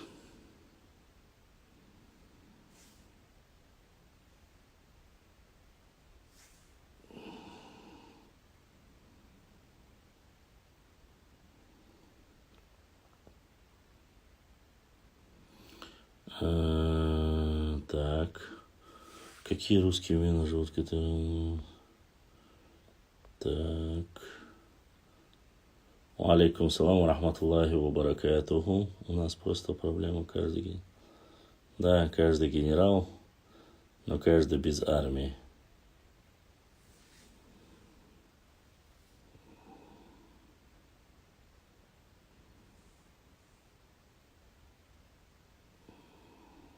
Давайте задавайте вопрос. Ибраим, массу ловится, чуа? YouTube, чуа, массу? Друзья, я просто-напросто, чтобы вы понимали, если вы задаете вопросы, задавайте вопросы, чтобы не терять времени.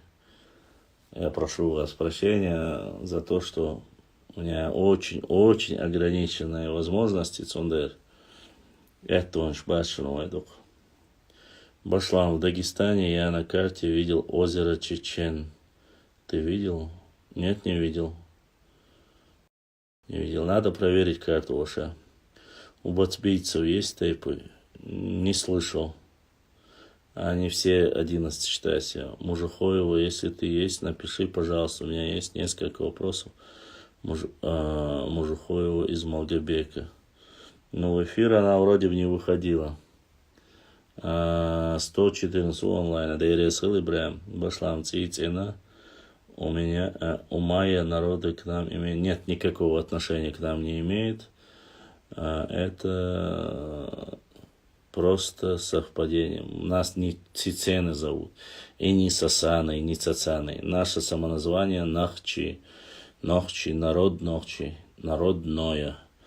Поэтому никакого отношения никому из них мы не имеем. Поэтому прошу данные, как говорится, немножко неправильное трактование. Думаю, что это говорить неверно будет. Вот так вот как-то.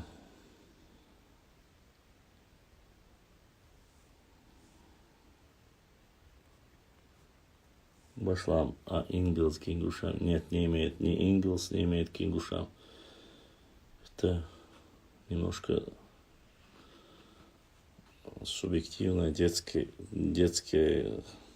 отношение, честно сказать.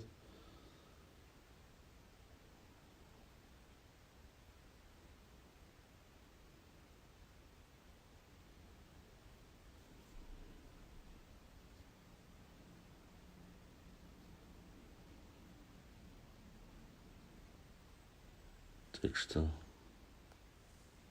Ибраим, если в Ютубе есть вопросы, сегодня, как ни странно, в Инстаграме очень активные подписчики, сегодня аж до 30 человек собралось, поэтому я очень рад, так сказать.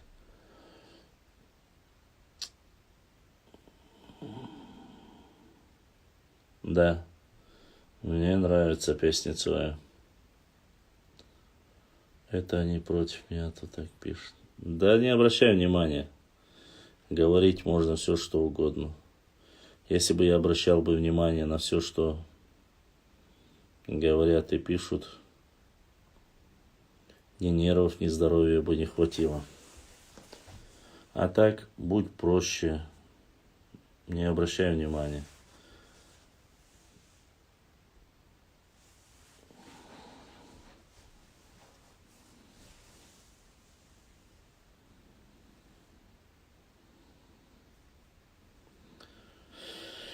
Ассаламу алейкум, ассаламу алейкум, ассалам. Мезиду ам мюльшбу мюльшбу до элерха ас до целерас цеяк целя элерас цеяк. О, шелакцаля. Я переспрашивал у старейшин, у старших наших бахкачнахик, насколько это достоверно, это правда. И, конечно же, только Заур пришел, сразу же Заур задонатил. Заур дал духуахуэл, дал саадуэл, болдиснек, эзершка соудуэлютил. Огромное спасибо всем, кто поддерживает наш канал. Это очень важно, это очень нужно для того, чтобы мы продолжали свою работу. Так что, Дейресхил, дал Сейду Заур за поддержку. Вот. Башлам, объясни, шароевцы можешь... Башлам, объясни, шароевцы можешь рассказать. Не понял вопроса, шароевцы, что можно рассказать? Шаруай, шаро-аргуновцы, одни из самых чистых ногчей. Диалект у них является одним из тоже древних наших, чистейших Что можно рассказать? Я немножко не понимаю вопроса. Поэтому это считается, Шарвай Мах считается прародиной Нохчи народа, как и Итункал, Шармах, Галанчаж. Вот, это истоки Аргуна, это центр Дзурдзукети, древней Дзурдзукети. Поэтому что еще можно сказать? Мези бывает узнал. Ну, сейчас говорить, конечно, об этом я не буду. Я просто читал про нас, и поэтому хочу знать обе стороны. И Акбулат, и чеченское село сейчас в Дагестане, сражение там было, знаешь о нем уже? Акбулат, я читал о нем, но подробно рассказать, к сожалению, не могу. Но Нохчи Юрчук его Шхалем Хасуне. Лайтига Хаш получил.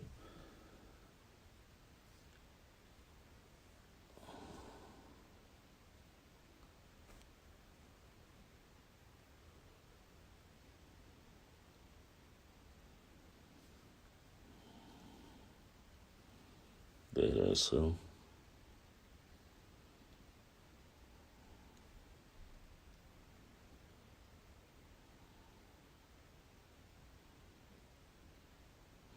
Нет, почему? Я приглашал, я звал любого человека, у которого есть вопросы касаемо нашей истории, пускай приходят в прямой эфир и задают их.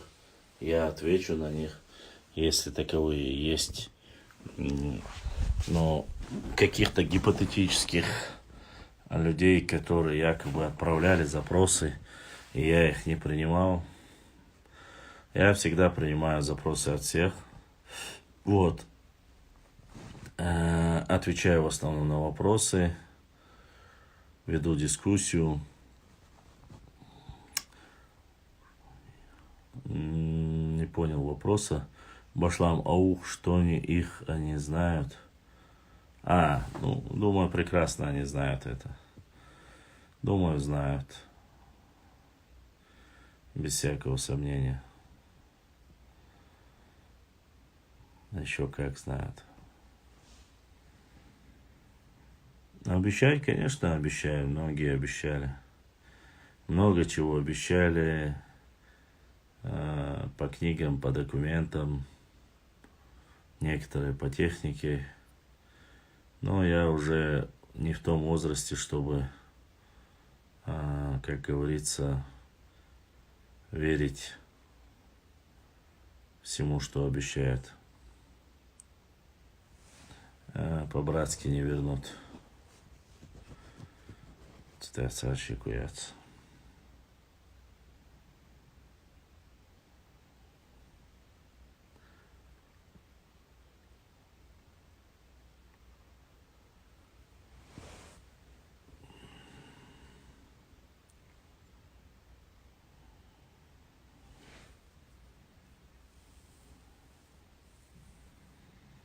Братство должно быть не только на словах, но и в делах.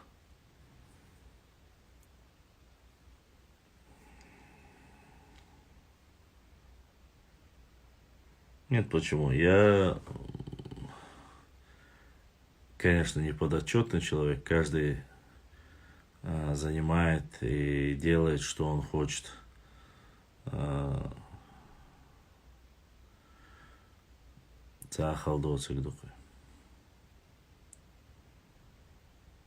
Ну почему? Нет больших, конечно, нет больших вливаний, нет, ничего подобного нет. У меня такой самый демократичный, самый простой паблик. Поэтому с этим проблем нет.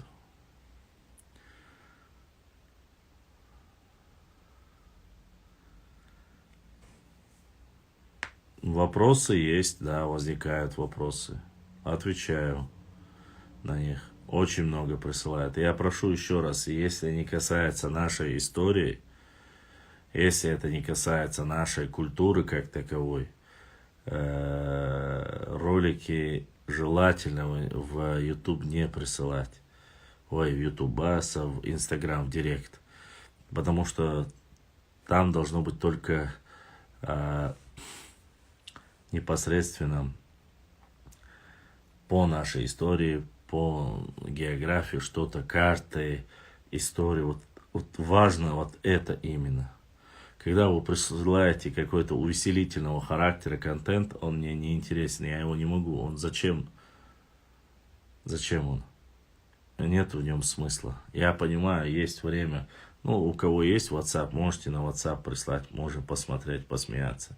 Но в основном, по мере возможности, конечно же, чисто по истории, карты, видео исторические, касаются, которые непосредственно нас касаются. Вот это очень важно. Потому что все, что мы собираем, это вот все, что вы помогаете, все, что вы делаете в первую очередь для нашего народа. Мы его публикуем, мы его показываем, мы его сохраняем для нашего наследия, для будущего поколения нашего народа. Нравится, не нравится кому-то, это их личные, конечно, проблемы. Но мы в основе своей говорим о тех вещах, которые должны быть на устах каждого из нас. Вот присылают карты, говорят, вот эту карту, где сейчас можно найти. Послушайте, друзья. Но мне очень сложно. Карты, которые я за 4 года, их огромное количество. Многие я там что-то покупал, что-то хитрил. 0642. Не всегда получается у меня вернуть.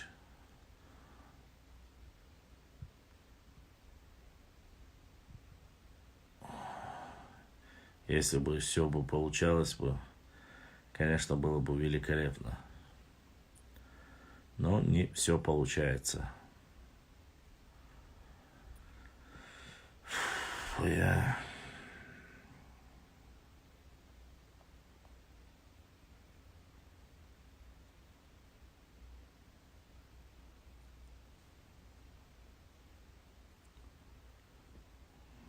Белошок просто отправляет столько всего мне. Пытаюсь разобраться и никак не могу догнать. Ага. Но это я видел.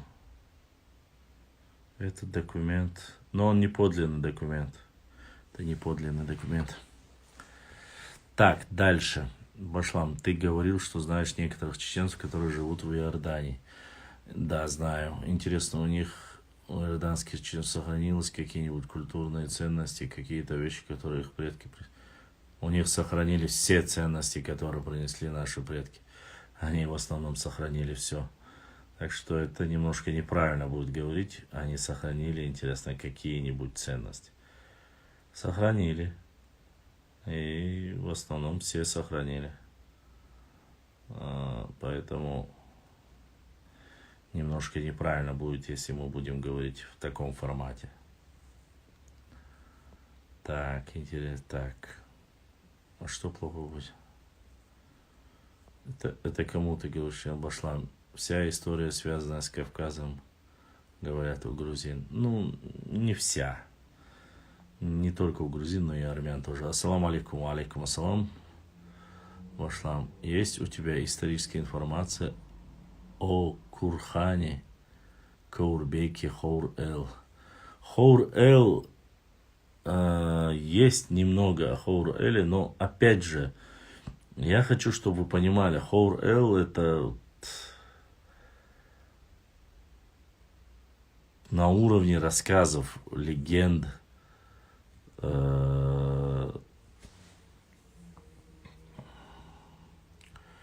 Пока, как говорится, полной информации, картины по нему у меня нет.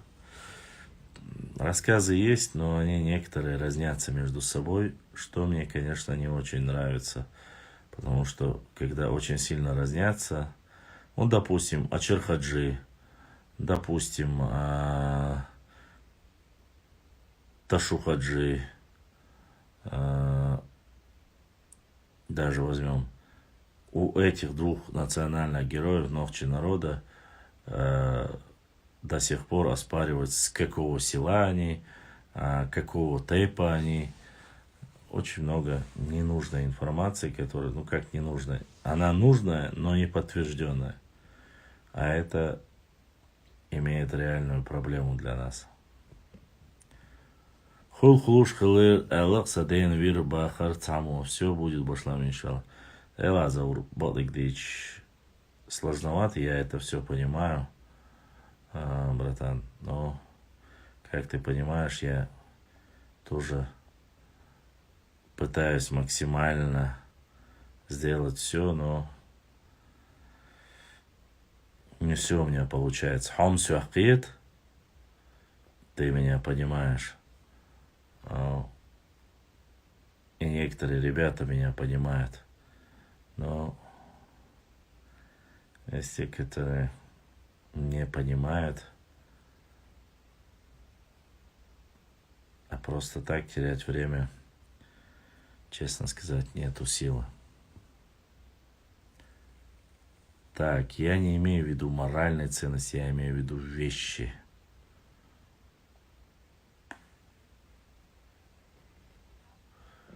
В чем именно? Так. Азамат Дышни ездил к Бацуай, к бацбийцам, не к Бацуай, к бацбийцам он ездил. Бацуай, Тайпду. Почему наши академики не ездили после него, даже к кистинцам они не ездили? Ну, не говори, что не ездили, ездили. Ездили, встречались.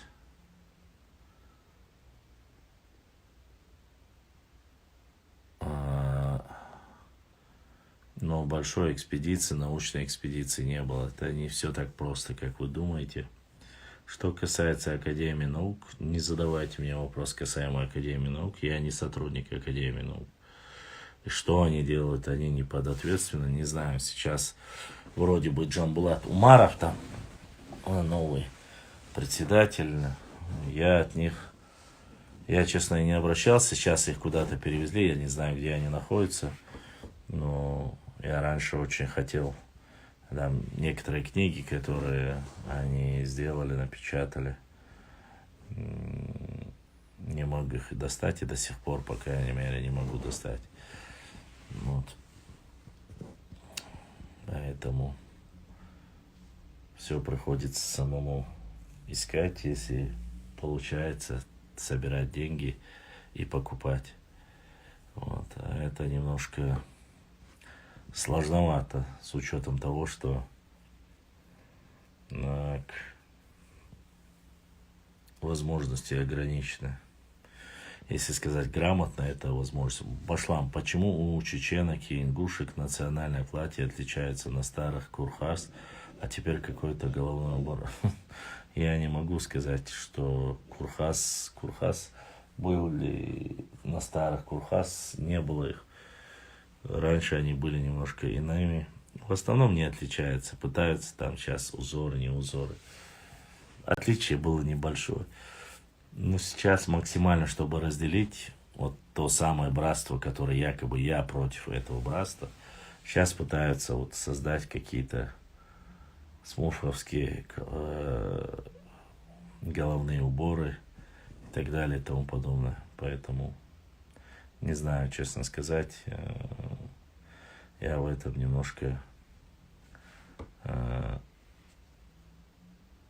удревнять или брать что-то со времен Джахилии, правильно ли это с точки зрения религии, я не могу сказать. Все-таки было бы немножко лучше, если бы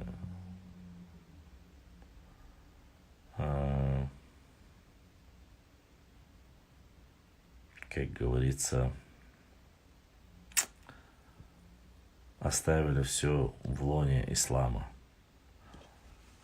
А так, одно и то же, на самом деле, поверь мне, везде одно и то же. Единственное, чуть-чуть отличие есть там. Можно видеть тещу или нельзя видеть тещу. Вот в этом небольшая разница есть, а в остальном, честно сказать, никакой разницы нету.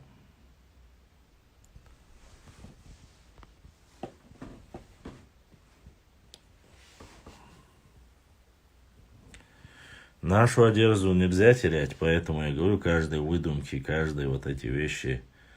Ну, как ты представляешь, если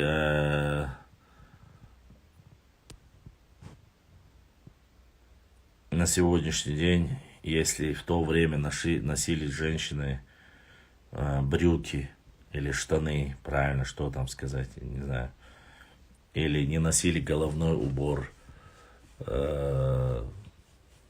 сегодня стоит ли это обратно возвращать?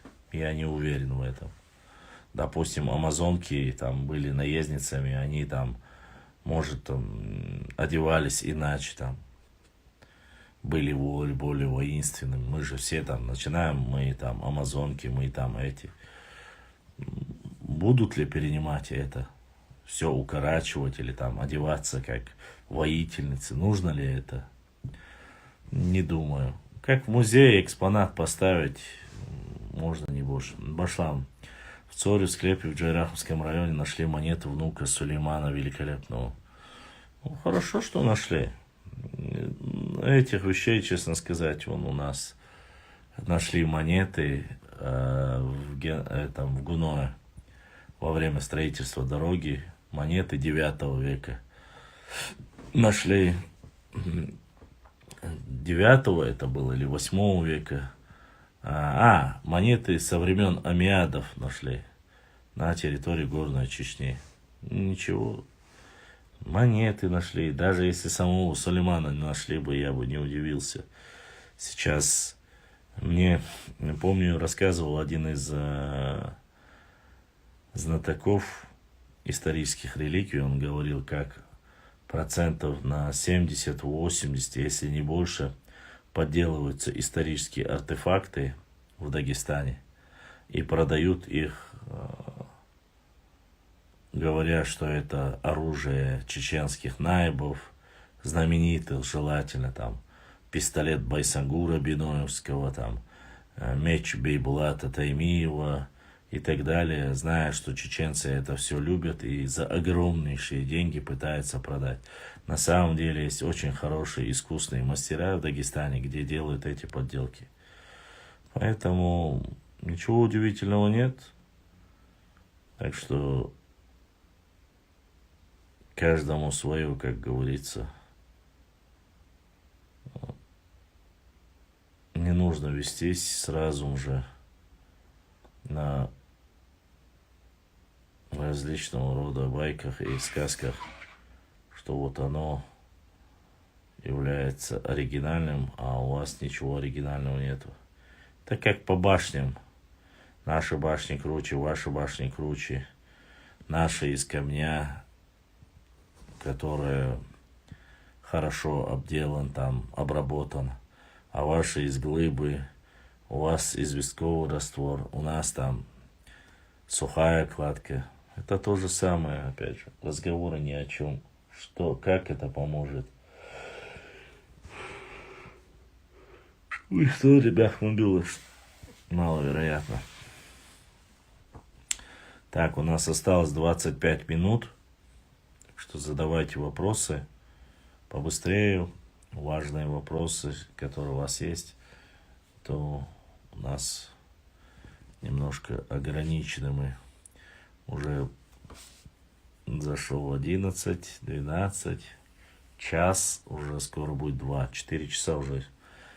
Опять же, люди, многие, конечно, из вас не понимают, но мне это немножко накладненько выходит. В Дагестане всегда подделывали кинжалы, закапывали на несколько лет, а потом типа растворивали еще. Ну, не знаю. Факт то, что мне, так сказать, круче намаз у того, кто делает как положено. Так, Адмалла, что скажешь про ту древнюю монету, которую нашли раньше надписью Нахч. Считается, это была первая монета, которая не Нахч, а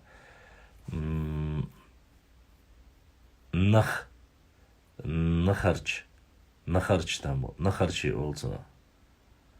Я не видел эту монету. Брать не буду. Если бы увидел, тогда бы что-нибудь сказал. Я не видел эту монету. Я видел монеты вот этих амиадов, которые были найдены там 7 или 8, не 8, а 9 века, кажется, они. Вот ее я видел на арабском языке, а Нахарч не видел. Если бы видел, то ответил бы вам.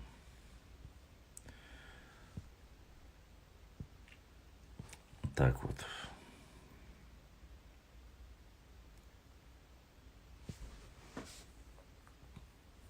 Да какая разница?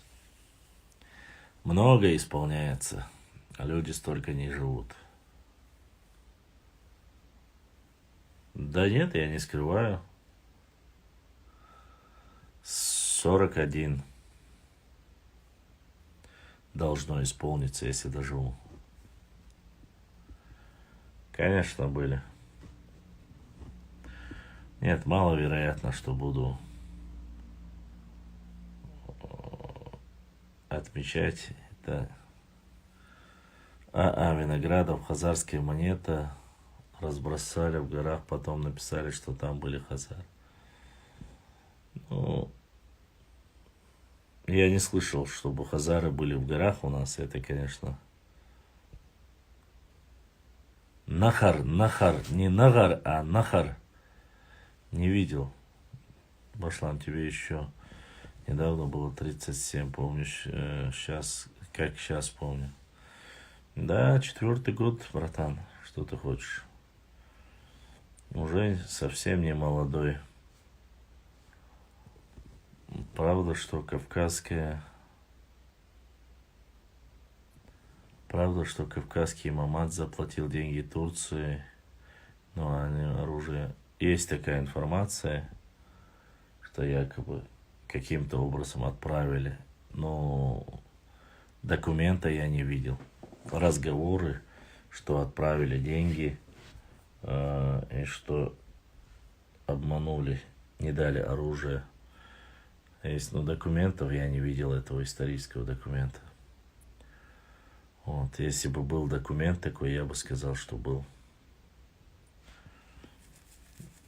Нет, не приходило.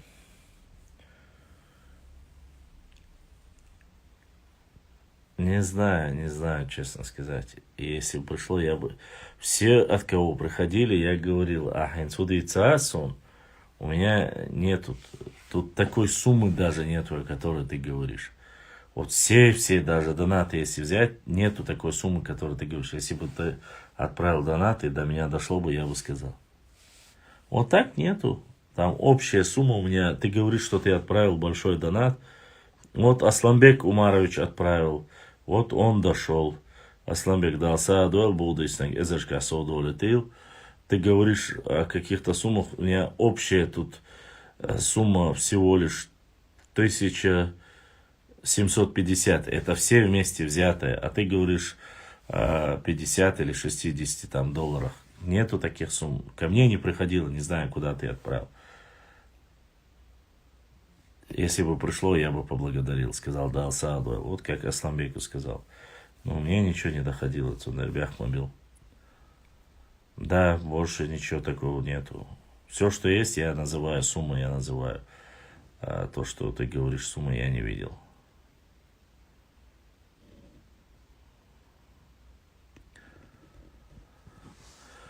Башлам, в период войны, Кавказской войны же не текла ежедневно, не поняла, Башлам, в период войны, Кавказская война же не текла ежедневно, нет, как бы жизнь дошла, потом сражение, так, конечно, не было ежедневных, конечно, прям каждый день, чтобы были военные баталии, такого не было, по крайней мере, без этого.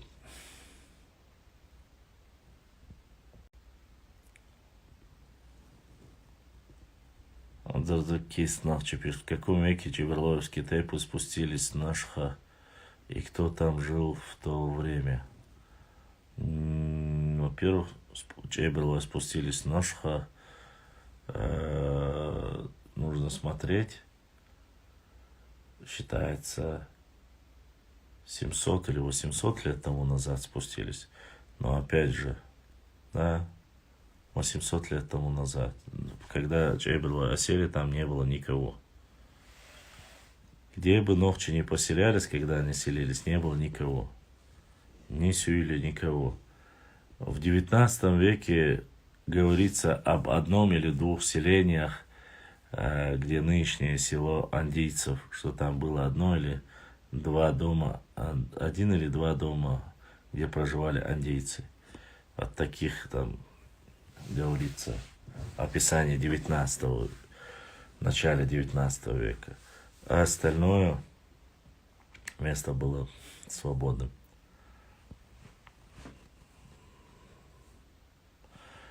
Что я делаю? Я, честно скажу, рассказываю историю, отвечаю, зачитываю. Сегодня я не зачитал. У нас осталось еще минут 20, да? Нет, андийцы и индейцы не связаны. Рассказываю историю своего народа. А вот что ты здесь делаешь, я не знаю. Про сражение в Гунибе, конечно, слышал. И слышал, читал, много разных версий читал. И слышал, конечно. И про Хульго слышал, и про это слышал, так что это все было.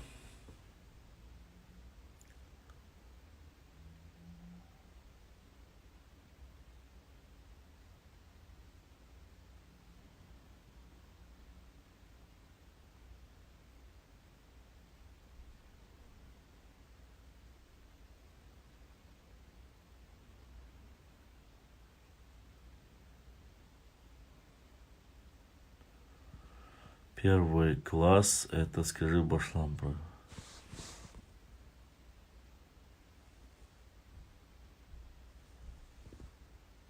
Первый класс, это скажи Башлам прогоним, не понял я. Они с русскими. Ну, русские были, да. С русскими вместе были и не русские тоже во время взятия. Правильно будет сдача Шамиля, а не сражение. Ну, каждый выбирает по-своему. Сражения все-таки были там, но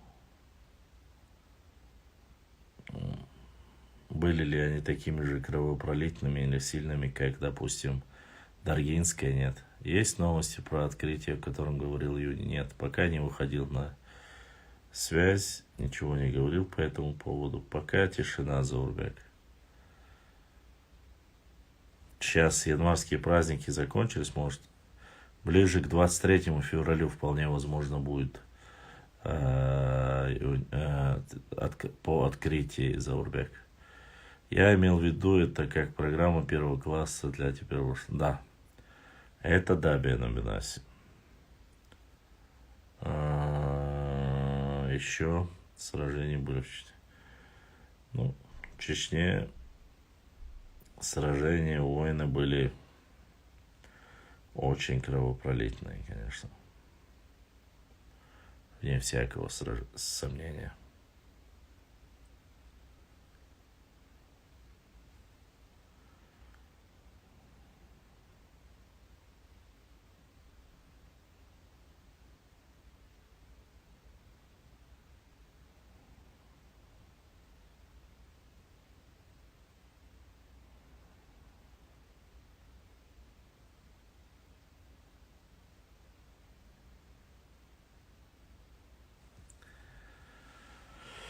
Так, дальше.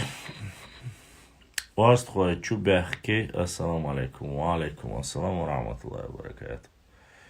Дигду, марш доғил. Если бы не вторглась Россия, нас могло быть больше. очень даже больше, я бы сказал.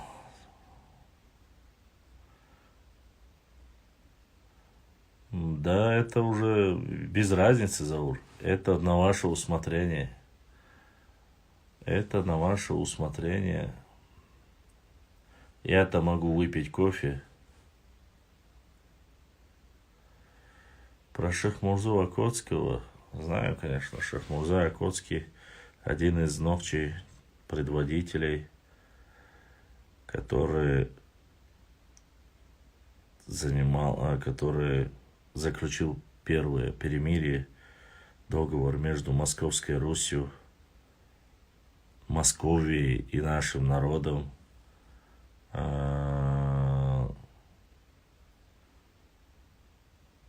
Пошел вместе с кабардинцами, договорился. Вот. Поэтому ничего, как говорится,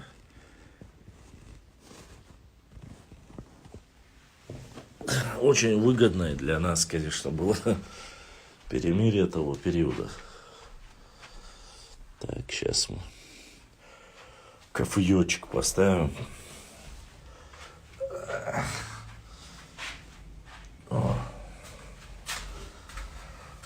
Кофе.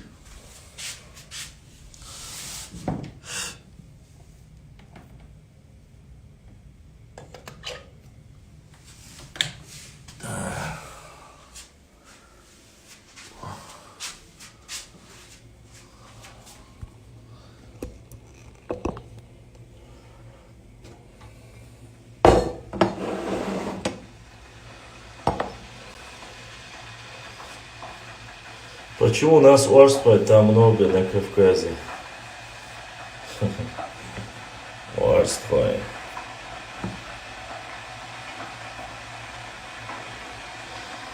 Наша большая проблема, что мы делимся орствой, чебетой, шервой, шетой. Мы не говорим о народе едином, к сожалению.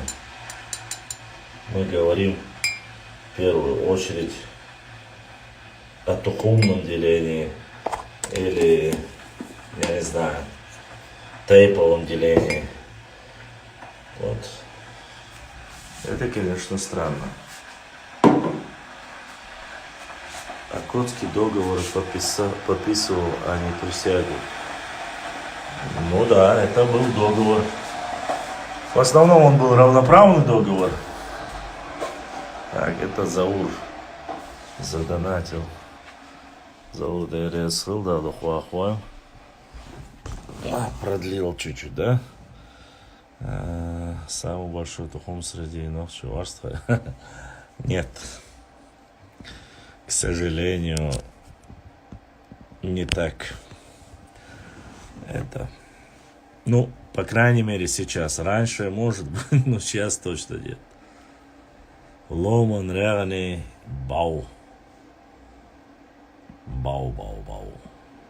Окотский договор. Все.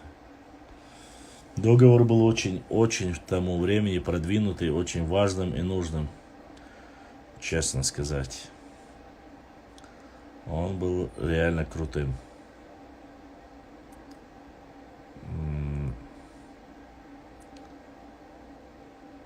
Потому что для того периода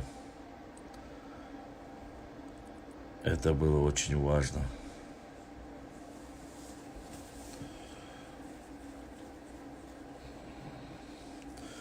В свое время, возможно, это было так, Маша. В свое время.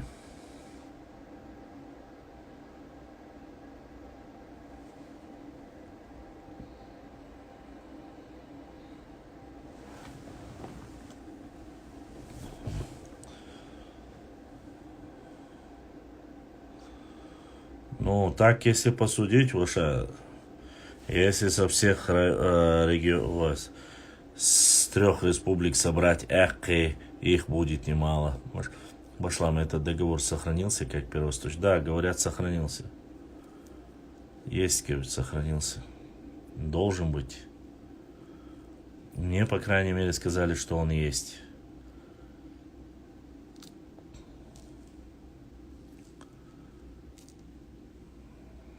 Конечно, сохранился. Уверен в этом.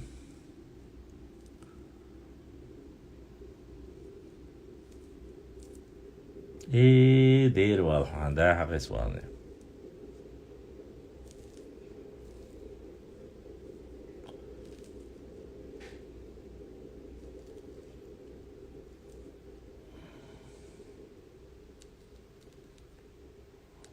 Акотский тайпаны. Акотский тайпан ахкы ворх. Лам ахкы. Кто сказал, что Чебело жили в Нашхе? Откуда это? Никогда такого не слышал. Ты не слышал, просто речь не о Нашхе, а о Галанчоже. Нашха является Галанчожем. Вот. А всякие писульки, которые соседи показывают, прошу вас, государь милостивый и так далее.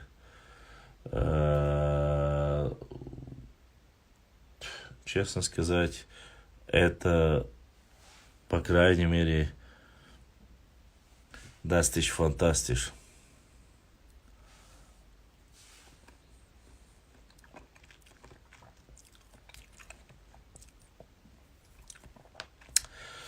Местовато. Сейчас я кофе принесу.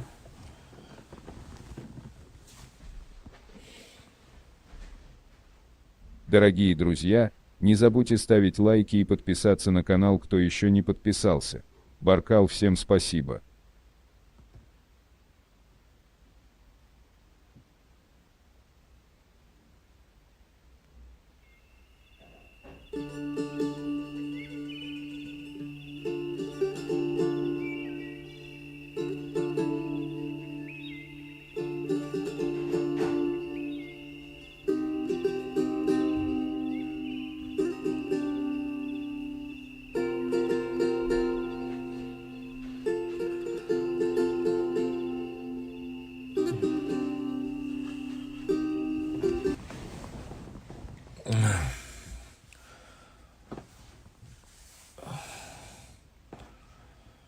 Так. Хазқабу. Чо хазқабу. Дир валханда хақис валния бахшунида.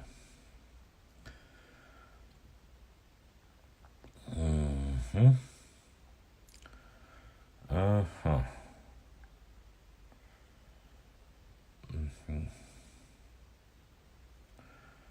Хаусагдуй. Не знаю даже. Так. Да, чтобы витаминку С. Не 98 тысяч, 200 тысяч. Минимум 200 тысяч в Аухе проживает ночью. В Хасавюртовском районе и так далее.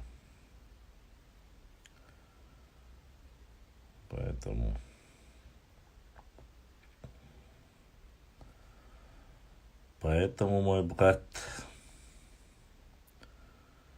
очень сомневаюсь я, что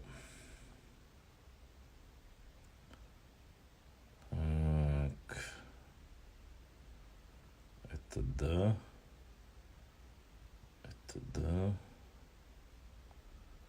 и это да.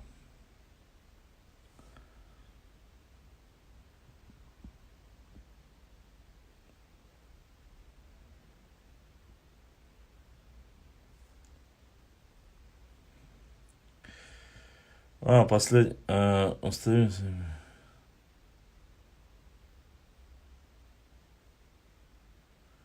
260, 0,60.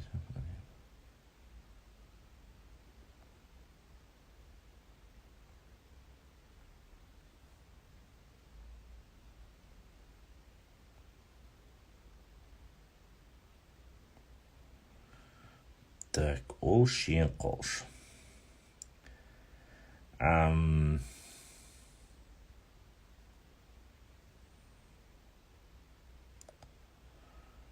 Башлам, я раньше думал, что в Аухе все эхки, оказалось там больше других. Конечно. Аухи эхки тейпов не так много. Из 49 тейпов только 10 или 11 всего лишь эхки тейпа там. Остальные все разброс. По переписи мы в плюсе, альхамдулилlah. Ну да. Техар хилил перепись да, на шубах. Ну, я же опубликовал, посмотри, что-то у меня же есть, я опубликовал же их.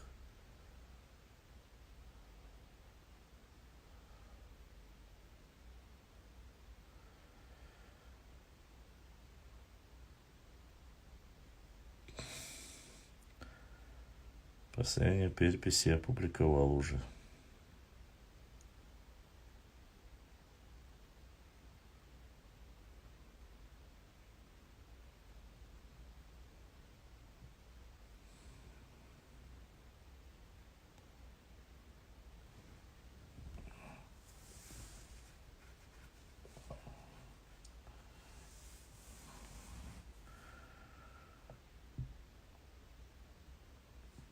Так, раз.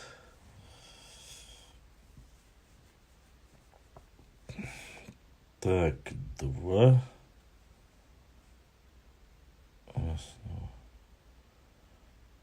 Так, три. И так, 4.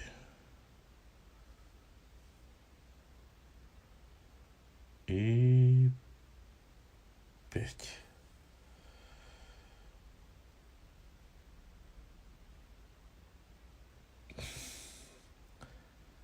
Так. Все. Эти Орстхо там впервые поселены были. Орстхо. Там впервые поселены были акинцы и эрстхойцы. Где были поселены впервые? Ты говоришь. Кавказ, центр мира. Кто древнее, динозавры или Бузуртанов? Бузуртанов. Ну, Руслан Бузуртанов, фамилию оставим.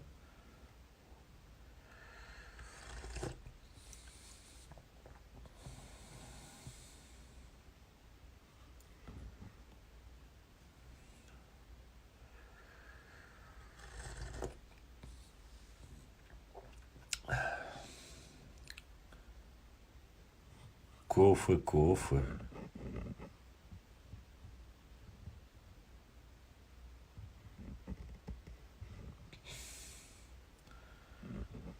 Прям всех воодушевило это все.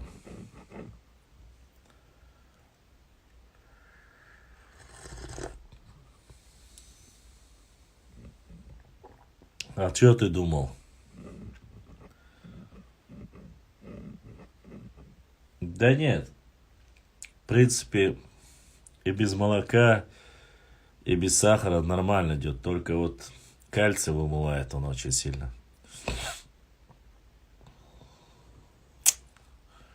Да, особенно для ночнушников. Ибрahim, есть в Ютубе у нас вопросы есть? Задавайте.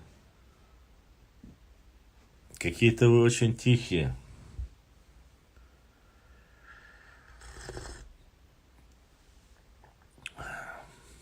Ну, да, я сразу махизот ешва. Сюг, это номер, и хаятни, а вот если ты по этому номеру карты отправил, до меня ничего не доходило. Если ты в Ютубе отправлял, и что бы ни проходило в Ютубе, кто бы ни отправлял, они мгновенно доходят.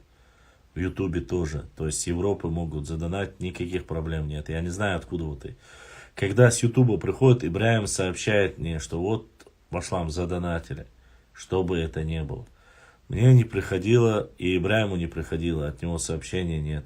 Поэтому, я не знаю, Цахача ваша, Хахачня, я не знаю, кто-то, если бы прислали, дошло бы. Башлам, слышал про Жарху Тэп, они жили на границе с Грузией, я слышал, что у них постоянно стычки были с грузинами. Ушсан, Саненхо, Жарху, вроде бы я слышал, а разве они не относились к майству? Жархо.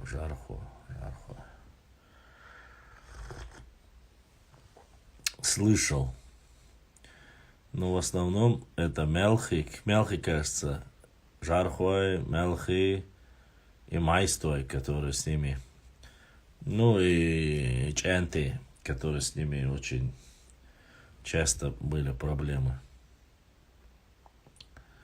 Soğuk 19 век ya vah bak var. Ham vaat hadayış buk. Ha 19 век я уверен, я дух. Боюсь, тебе сейчас должно было быть давно, за 150 лет.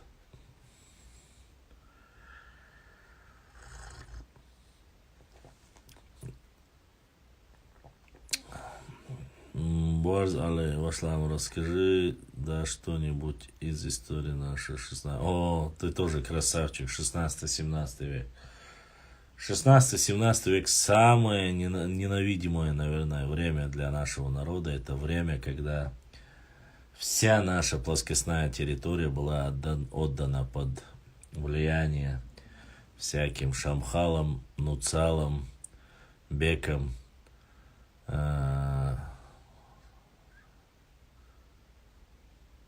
Асибах уж была види вици. И бах аса джарху джарегу уж была мелхи хелбизуш, но просто сейчас такая ситуация, некоторые тейпы не хотят, чтобы они были под каким-то тейпом цундер. И они не вмешивались в внутренние тейповые размолвки. Вот. А что касается 16-17 века, не самое лучшее время для нашей истории, честно сказать. Но это уже начали поднимать освободительное движение. Как раз, кажется, Белшейх, 15 век, думается, это, опять же, через каждые 50 или 100 лет у нас начиналось, так сказать,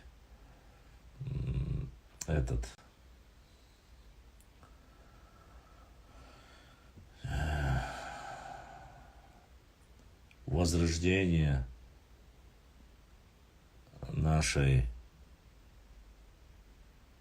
нашего вот религиозного внутреннего я бы так сказал бы. Поэтому каждые 50-100 лет у нас появлялись те люди, которые напоминали, что не отходите от ислама и так далее и тому подобное. Каждый воспринимал это по-своему, конечно.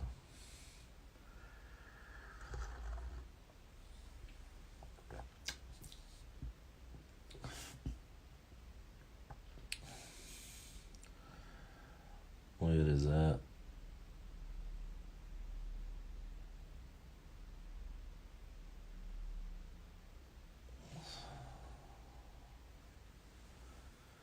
Царь Лени Духока.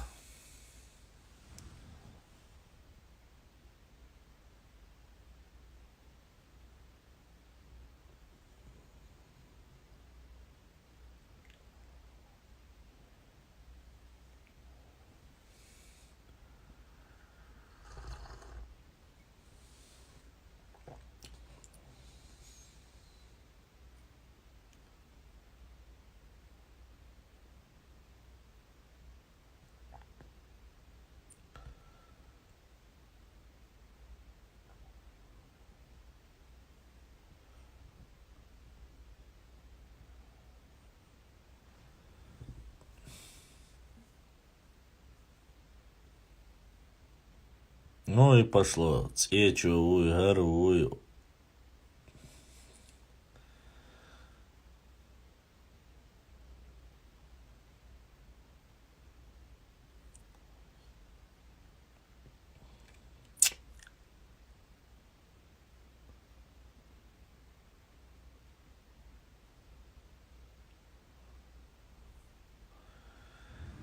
Интересные вы люди. Вот решили в 3 часу ночью рассказывать друг другу. Арвозион и Возион. Да, дух, да, дыши, да, не.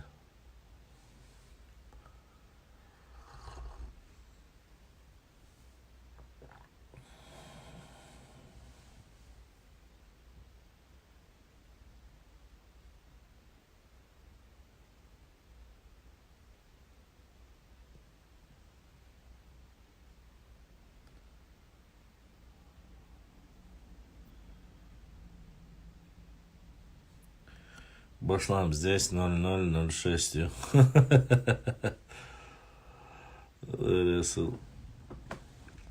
Нохчи чуа. Ворх минут кваздал чуэла. 7 минут третьего. Сейчас в данный момент на нашей исторической родине Сюэль жгала нохчи чуэ.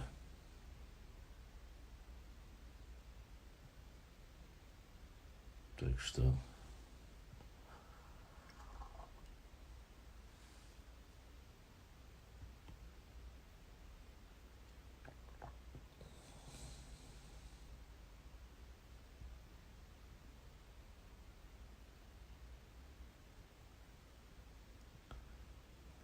غالر نتا شيزي حون باخي حون.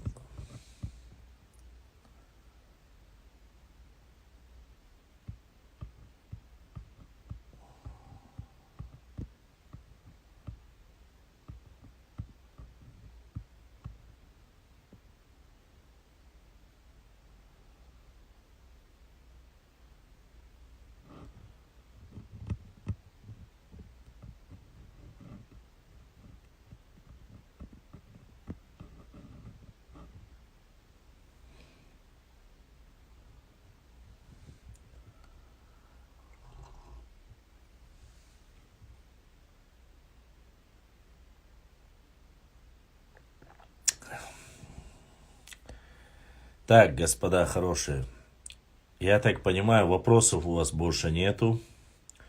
Давайте то, что у меня чуть-чуть осталось, я его оставлю на завтрашний эфир. Башлам, не видишь ли связь между Курхарс и тем, что...